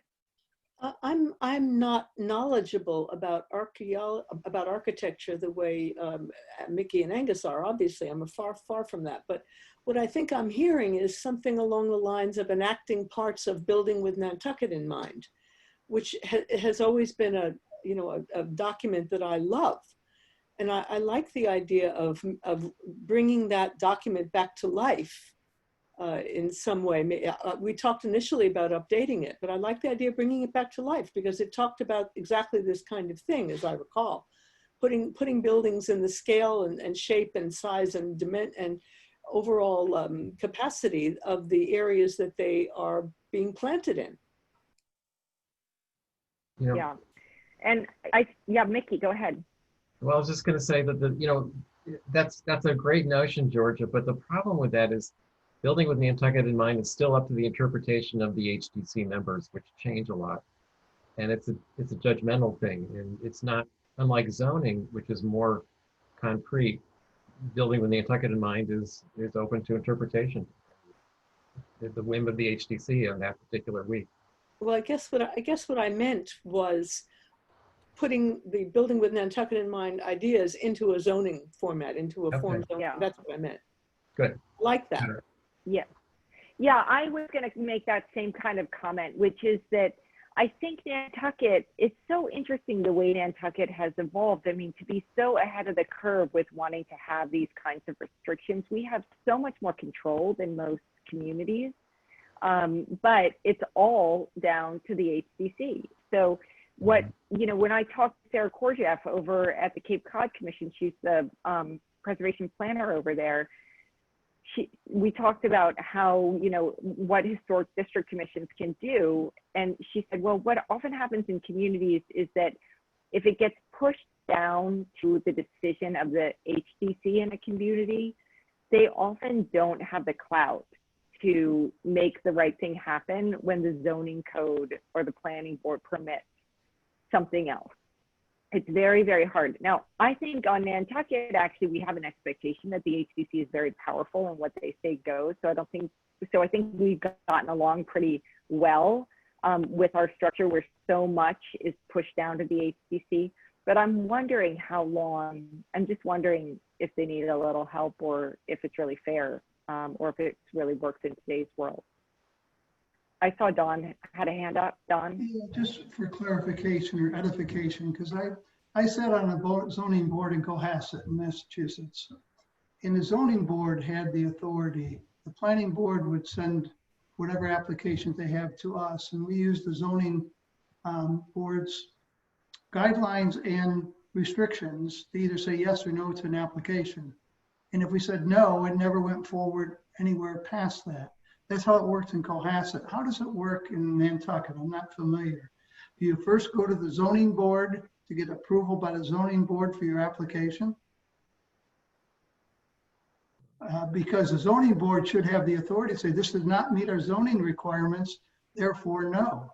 And then it would go back to the planning board, and the planning board would take our recommendation and say, no, you can't go forward, or yes, you can, and overrule the zoning board. They never would, because the zoning board adhered to the restrictions and guidelines that were set up for the zoning board. But I don't know how it works in Nantucket. What's the purpose of the zoning board? Do they have a say? No. So, I mean, I know we don't want to go into zoning 101 or planning 101 here because that will take us all day. But everywhere is different. Nantucket, everything is in the zoning bylaw. As far as use that's allowed based on district and all that. The zoning board predominantly looks at variances and special permits, not necessarily every special permit. The planning board reviews commercial special permits, secondary, tertiary dwellings, A&Rs, subdivisions. But the use is done through the zoning bylaw itself. So you don't necessarily get approval from the zoning board to move forward on our project unless it needed a variance or it's a specific special permit that they upheld. You got to also look at the states, each state's enabling, legislation for zoning. It's all different. I got into planning and zoning in South Carolina. South Carolina is a home rule, completely different animal. I don't want to take up the board's time. I was trying to Yeah. get in my mind how it used to work. And you and I can talk about it offline if you want. Well, it's very Absolutely. interesting, and I recommend that everybody spend some time reading our zoning code and looking at the map. There's a planning and zoning part of the website, and their maps about all the different zones and overlay zones. You know, but Don, a lot of this stuff, what Holly's saying is it's just done by right. So your property is zoned a certain way and has certain rights, like how high you can build, what your setback is. And if you want some kind of exception, then you would go into the planning board, or if you, Holly? Okay. I just want to make it why I say Nantucket is different is where Nantucket, you know, because we're so small in the real world, and then I can say that as a Nantucket native, in the real world, if you want a piece of property to be zoned something else, you go through the process, but you do it for your particular piece of property, and they look to make sure that it's compared, and it's not going to be against their, depending on what location they're in, it's either a comprehensive plan or a master plan. Does it conform to those plans? Is it going to be spot zoning? Usually those are the things that they look at. Nantucket, because again, we're so tiny, you have normally, if a piece of property is going to go through a rezoning process, it's because, and it's not going to be just that one particular piece of property because we're so tiny, that would be considered spot zoning. So it's usually a group of zoning. Again, it's very different here. It opened my eyes because I really didn't understand it as a child. Went out in the real world and being able to understand a larger piece of land, if you will, from a county's perspective that's the same size as the state of Rhode Island, really puts that into, oh, okay, well, I want to be zone commercial. Well, wait a minute, there's nobody that's next to me that's commercial, so that's going to be considered spot zoning. Again, you can go into whole zoning 101.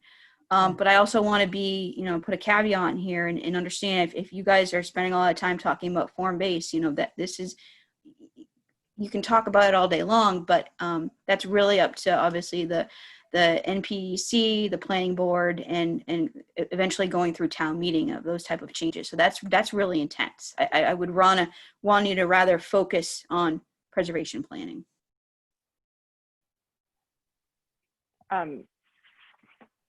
Thank you, Holly. And a lot of this stuff is pretty far reaching. So I think it's just helpful though to get some ideas out and see what sticks and what's compelling, and gradually we'll identify what projects we want to work on and what we think can be successful.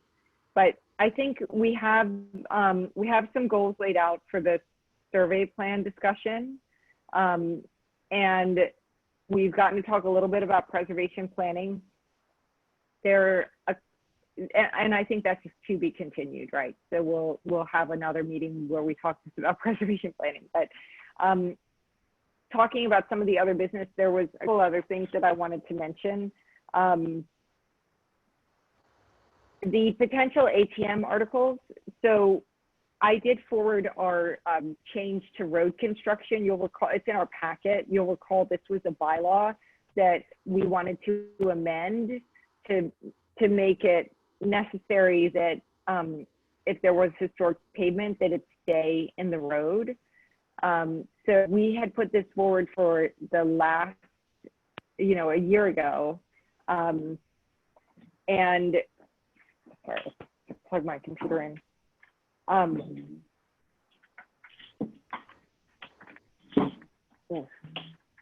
Sorry, we had put this forward a year ago, but it all got, of course, well, actually we voluntarily withdrew it because we had been working with the planning board, and the planning board isn't the right place to work on this sort of thing with. It needed to go to the select board, and by the time we got to the select board, it was really too late for them to want to consider it. So we pulled it with the idea that we would take it up at the next town meeting. So I sent this to them. It's in their packet.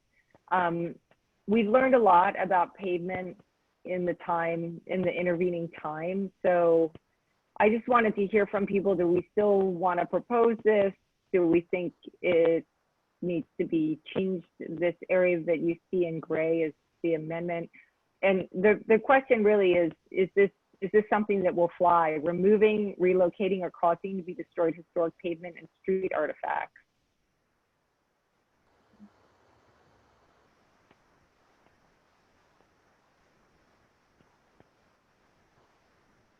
I mean, we're going to get some feedback from people on this, but I do think this is the right place. I mean, the whole point of this bylaw is the town will preserve the historic character of its road system by prohibiting the following improvements or construction.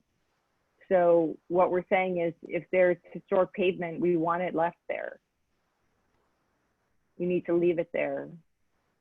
I mean, I don't know if the word remove is difficult, because of course, does that mean like remove and put back, or,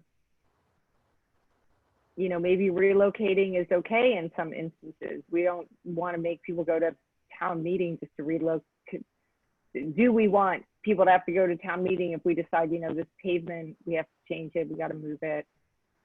What do people think about this? I think the intention is good. It's just Angus. might be the semantics, you know, just the wording. Someone might have an opinion about, but I think it makes sense to include that. Mickey?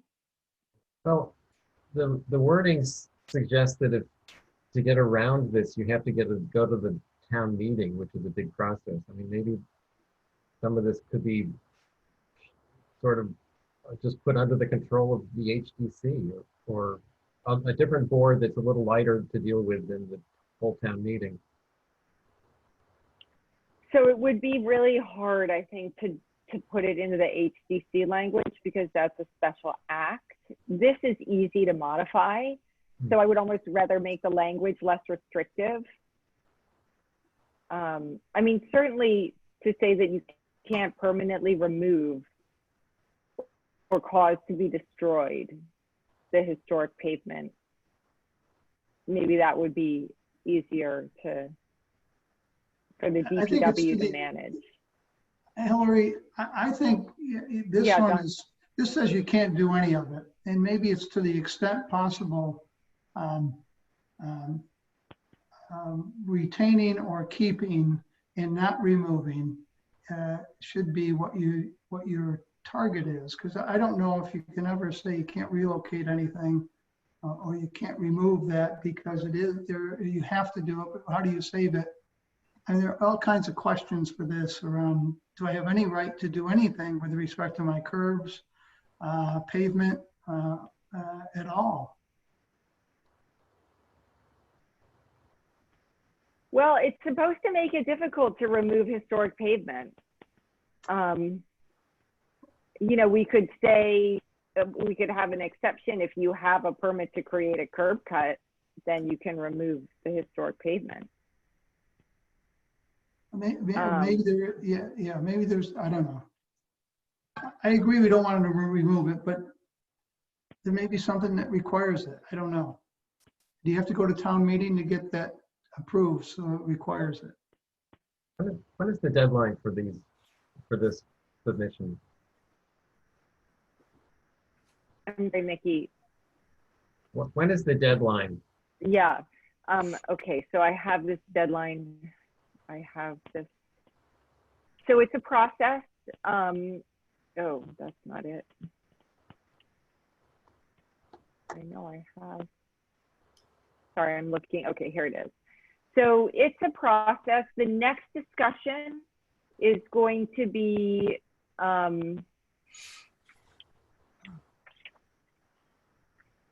October 28th. That's in 2 weeks. So I think it would be good if we could say right now that there's certain things that, you know, I sent this to them, it didn't get in the packet. Their next discussion will be on the 28th. If there are things that we know will be dead in the water about this and we can change it, I think we should. But I mean, the point is to really make it get the attention of everybody in the future. So we're not talking about the current DPW, we're talking about future DPW. This is a town code. And as you can see, this bylaw is really about the historic character. So I do think it's the appropriate place to put it.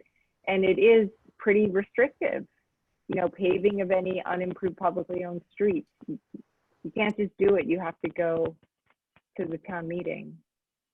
Hillary, Hillary? Yes, Georgia. I think it should be clear, maybe it wasn't to everybody at the beginning, that this is already a statute, the statute that says these are the limitations. And what we're proposing, this is an amendment. What we're proposing is just these additions that are highlighted. So this statute already exists. So our discussion is just really, do we like section 6 and this other highlighted language? And secondly, do we want to maybe take out that word relocate or relocating? Well, maybe, yeah, so maybe we want to say removing or causing to be destroyed.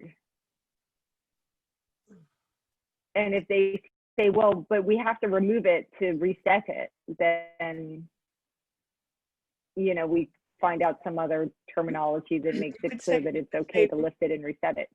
You could say permanently remove it. You could say permanently well, remove it. And then if they put it in the DPW yard and they're going to use it again in 20 years, is that permanently removed? Hillary, yes, Holly. I just had a question. Did this get vetted through town council last year? I can't remember. Yeah, so Libby sent it to town council and they sent it back in kind of their format with exactly the same words. I mean, what I had thought was that they would comment on our language, and they made no comment on our language. But I think if now we're really ahead of the process, before we were really late. So the 28th is continued preliminary review of town-sponsored warrant articles. And I should mention that we could put this in as a citizen warrant, but I'm just preferring, because municipal agency, to put it in with the town. And then Wednesday, November 4th. So the dates are the October 28th, Wednesday the 4th. And the select board did talk about this last year and they were supportive, but there was a question on the part of our town manager to give more time for town groups to comment. The meeting on the 28th, the select board meeting? That this has to be submitted? Yeah, select board. So they have a number of meetings where they talk about their warrant and decide what's going to stay on their warrant. Right. And then the warrant gets like circulated and everybody comments on it. I'm going to suggest that we take out, oh yeah, Nikki, go ahead. No, I just, literally reading it, it seems to even imply that if somebody puts in a curb cut, which happens quite often for a new driveway downtown, that they would need town meeting approval to remove a section of the curb to get their curb cut in. So yeah, that's going to be a problem right there. Yeah, but I think that's easy to address because we have this exception, so we can say with the exception of a permitted curb cut. Yeah. But is that there? I missed that if it is. So I'm going to suggest that we remove the word relocate. It's okay. You don't have to go to town meeting if you're going to relocate something. So we would say removing or causing to be destroyed. And then we would add an exception, which is if you have a permit for curb cut. And then we'd wait to see what, you know, people are going to say about this. Mm-hmm. and then adjust it based on feedback. Hillary, can I offer a comment from the Mary? What people would say about this? Yeah. Just reading this, it looks like you're accepting from the rule anything within the town overlay district, which seems to me to be completely counter to your purpose. I'm not really understanding how those two sections. No. That's why under A, it's excluded, not including, because you're right about that, Mary. But so what this says is there's an exception, which is areas included in the town overlay district, But then it says not including all of these things. And number 6 would be included in the exception section. It's very difficult to understand. That's my comment. And I would agree Well, with people that say it's hard to make it workable. It's consistent with the way the bylaw is written. So we didn't write this, it's existing. Yeah, I understood. And that part I understand. yeah, the reason why they had this is that the town had a vision that all the areas around First Way, around the high school, would be developed, which they have been, and that they didn't want to have. Am I frozen?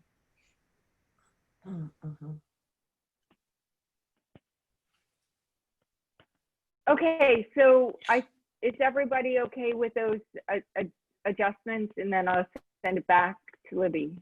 Okay, for the 28th. And then the last thing, we should pay attention to what's happening with the warrant. There's always a lot of planning board sponsored items, zoning changes that we might, now that we're kind of really up to speed, want to have a look at and comment on whether or not we feel they're consistent with preservation goals. We commented last year endorsing the swimming pool bill, or whatever you want to call it, zoning change. So I would think that would stand, that we would just comment again that we support the planning board's action. There was a new one, which is right now there's a shared driveway mandate. So if you have a covenant lot, you have to have a shared driveway, because one of the things that's outlined in Building with Nantucket in Mind is to reduce the amount of pavement and the amount of driveways and curb cuts by having shared driveways when you have a lot of certain size, or you have a covenant lot or a subdivision. And right now, that has to be, you have to ask for a waiver. You have to ask the planning board for a separate driveway, and they have to prove it. And they're proposing that you wouldn't, you shouldn't have to ask about that. So I just think that's something that we should follow and understand as it gets proposed. And just in general, that we should give the community, the planning board, and the select board our view on these actions and how they relate to preservation priorities, which will probably make people unhappy, but that's part of why we're here. Does anyone have any comment on that? I would agree. I agree. Agreed. Okay, all right. We have a long list of projects, and this is just really an everything in the kitchen sink list. And one of the reasons why we're all volunteering is that we're passionate about this, and we'd like to have stuff in our spare time to work on. So I wanted just to make sure that you all had a chance to look at that list. And if there are things that you want to say, look, I'm really passionate about this, I want to try to make this happen. I want to volunteer my time to make this happen. I think that would be fantastic. And we can make sure it gets on the agenda, and maybe other people could join your leadership and help you with the initiative.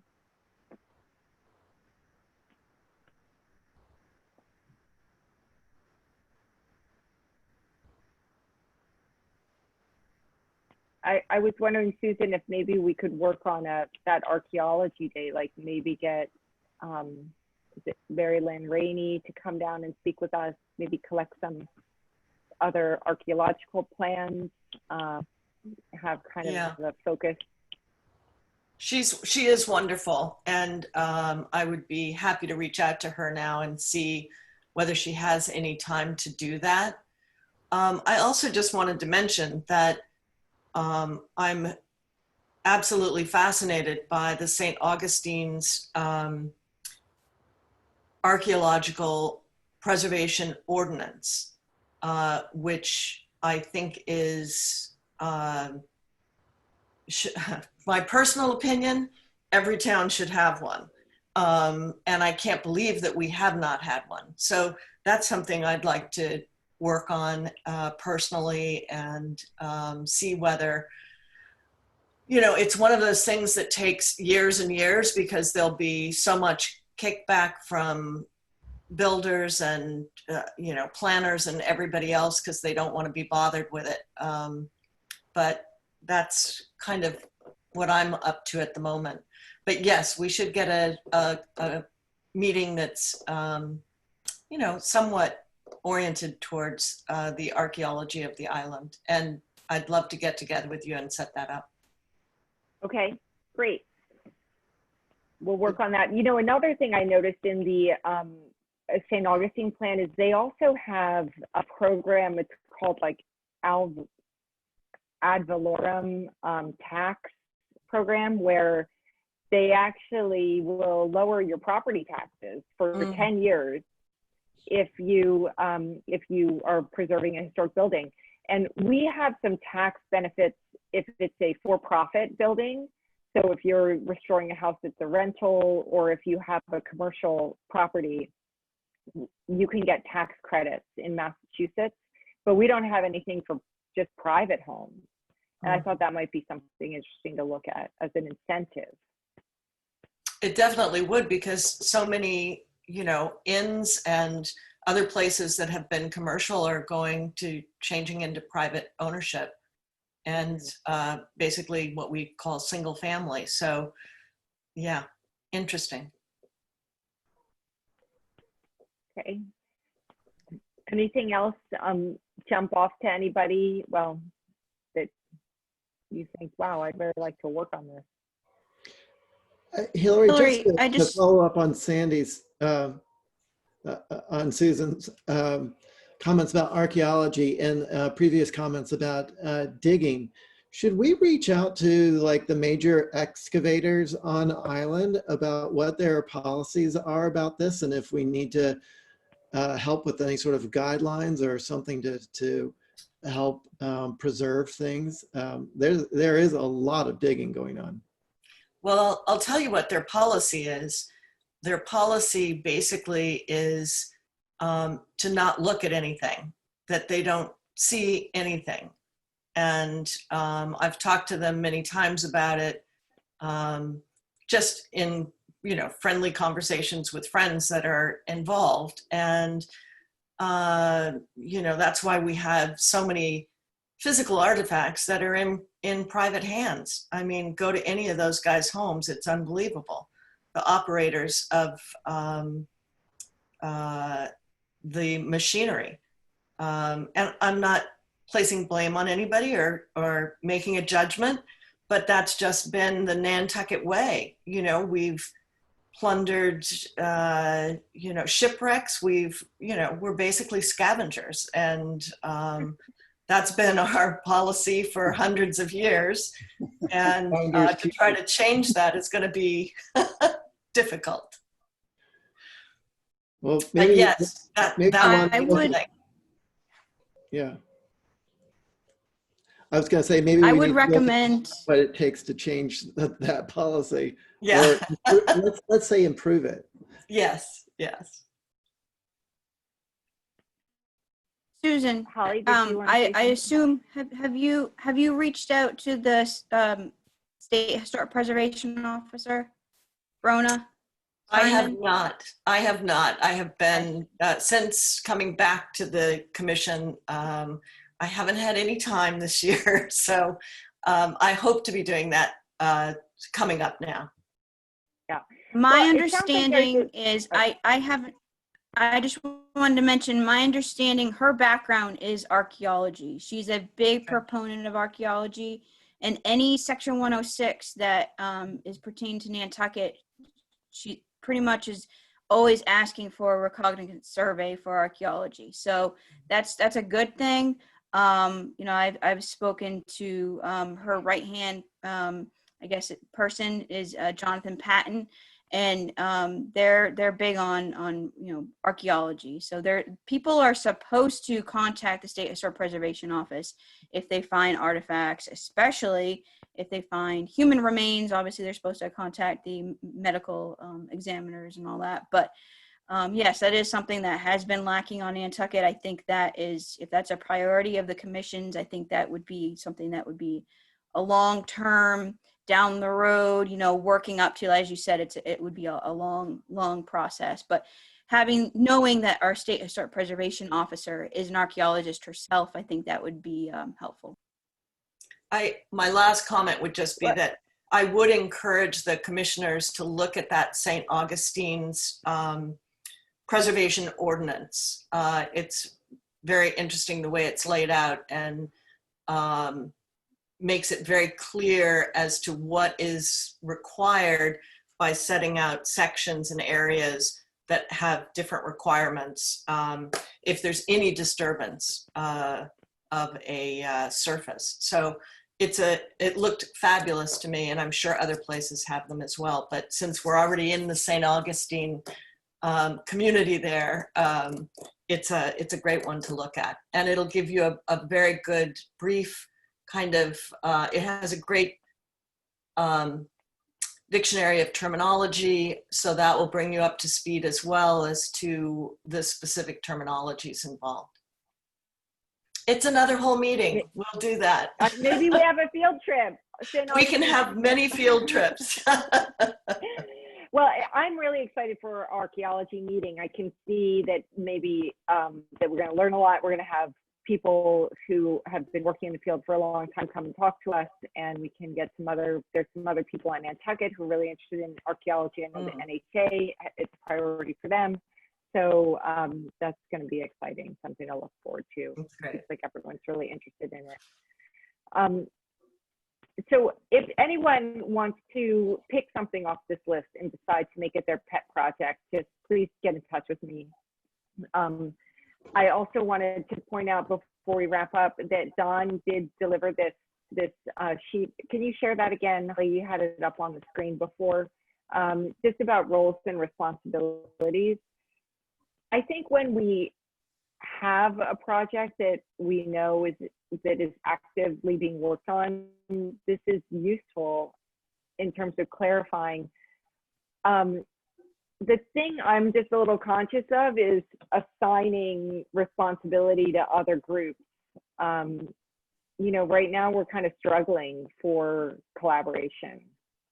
I think we're making progress, but I don't know if everybody would say that. But I just wanted, yeah, Don, go ahead. So the point is, we would do a cut of what we thought the work that we're doing, and if there's work or other work too, we try to restrict it to the work that we think we're responsible for. But we may list some items where the HTC is responsible for it, but it's not. That's our view. We certainly would share. Here's what we think we're responsible for. Want to make certain it doesn't overlap with yours. Here's some items. Would you at least comment on it? So at least it's clear to us and to them what we're going to take responsibility for. So I just put that one example, update surveys of historic properties. Is that the HDC responsibility? Is that ours? In our means, you're one responsible for work or driving the process. So we're the ones that have to get it done. Do we have that? So I put R for us. I put DPW, select board, HDC. DPW doesn't really need to have anything to know about it. Select board probably needs to be informed, and HDC probably needs to be informed. But we're responsible for driving, and that's my example. I may be all wrong with my RDs, R's and I's. And C is consult. So before we actually do the process, should we consult with someone and then go ahead and do the process? So the idea is just to get clarity for us, but then to share it with the other groups where at least they know they're going to be informed by us or consulted by us. That was the idea. And you can put as few as you want in descriptions of work, or you can put 20 items that we're going to do. But whatever we put in, we want to make certain what's our relationship with the other groups. And I'm not certain I have all the groups listed, but at least those, we have some of the other preservation committees that, we might want to list there. It was the first cut, but it takes a few of us to sit down and look at it and say, what are the things we're going to be doing? Like preservation plan. are we responsible for the preservation plan? Is it the select board that's responsible and we're consulted? Is it the HDC? I mean, it's a question, you know, we talk about we need one, but who's got that responsibility? Is it driven by the selectmen or is it, or select board? Is it driven by us? Or is it driven by whom or whomever?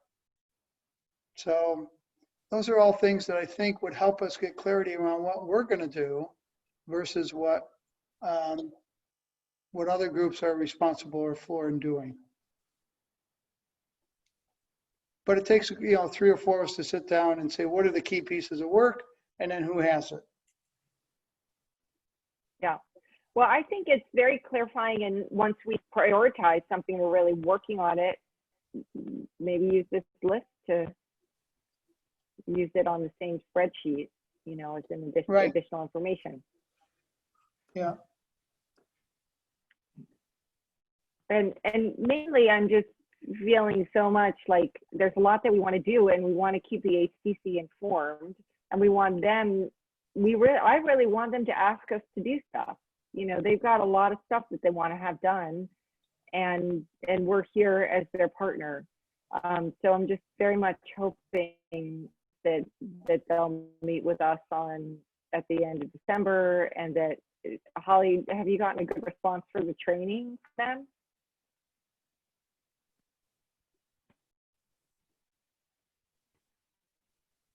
Holly? No, I have not. No. No. Oh, so they might not even come to the training. No. I Right, just, well, they've been haven't notified. They heard. know about it. I just haven't received anything from anybody.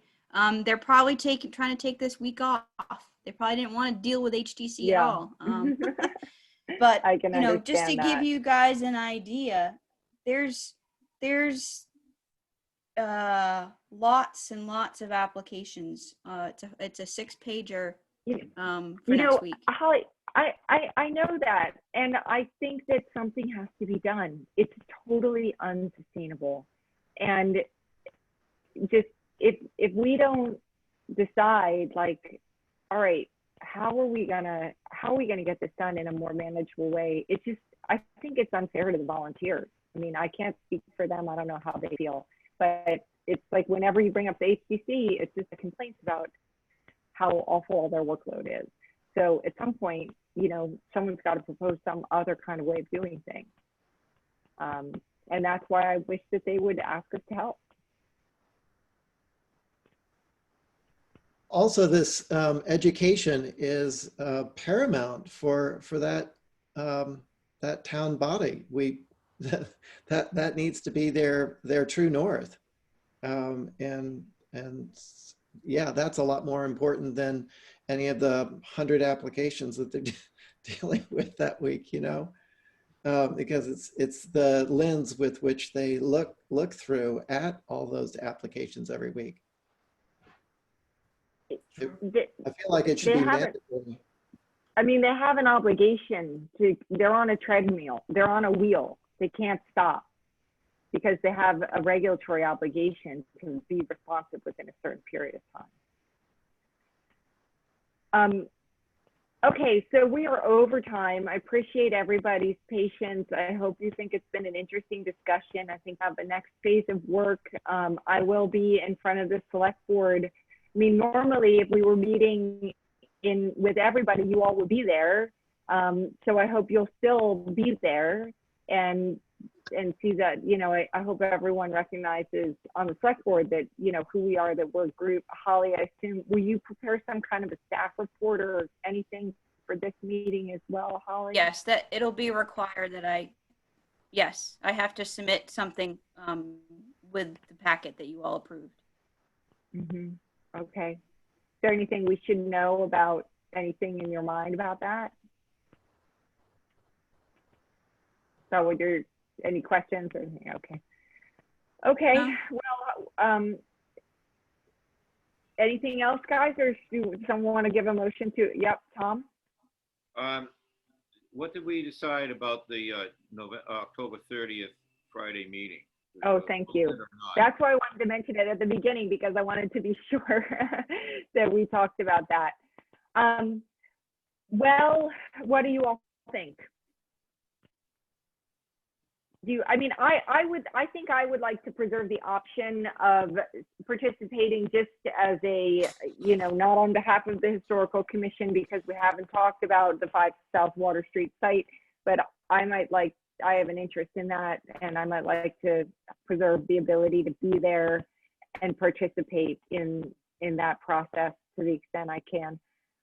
But we could meet another day. The question is, do we need to have a meeting between now and November 20th? Angus, your hand was up. I just wanted to say about the September 30th. I'm actually going to be away working on a project up in Boston.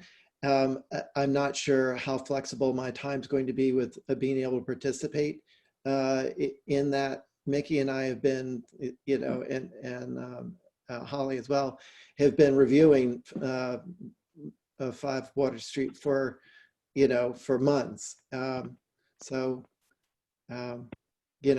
However we can help,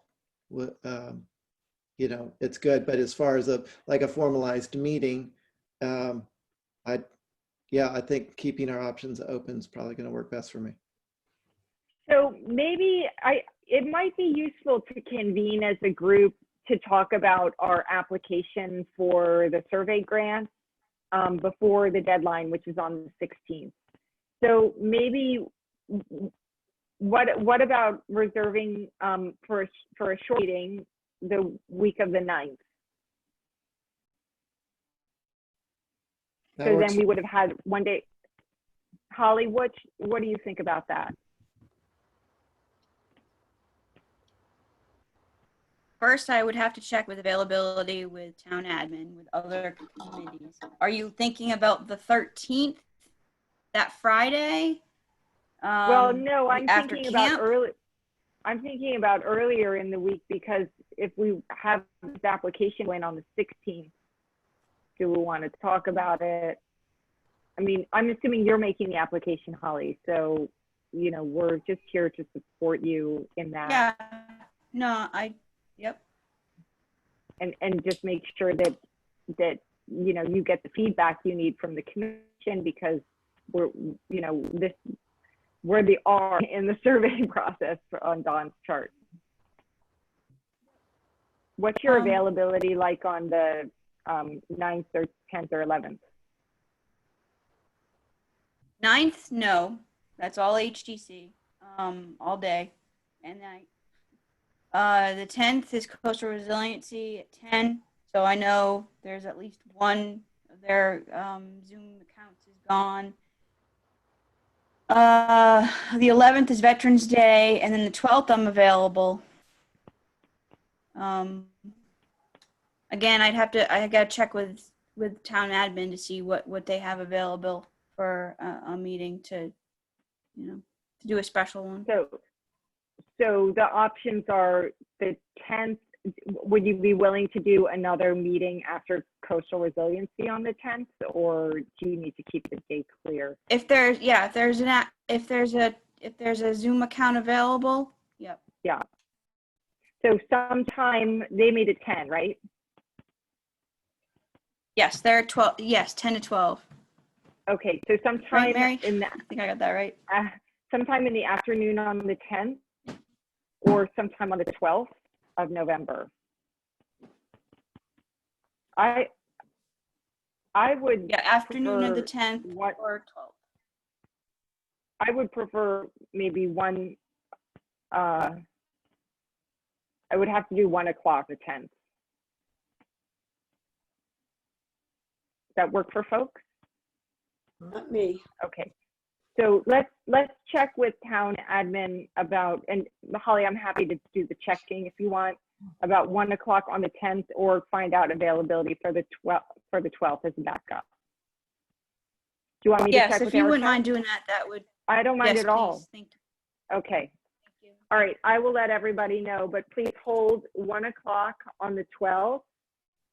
On the I mean, 10th. sorry, on the 10th, 1 o'clock on the 10th. Mhm. And then as a backup, we'll look at the 12th at some point, probably in the morning. Okay? Any other? And if I haven't Motion. heard from anybody for camp, please email me. Because if I don't hear you, I'm not going to put you down.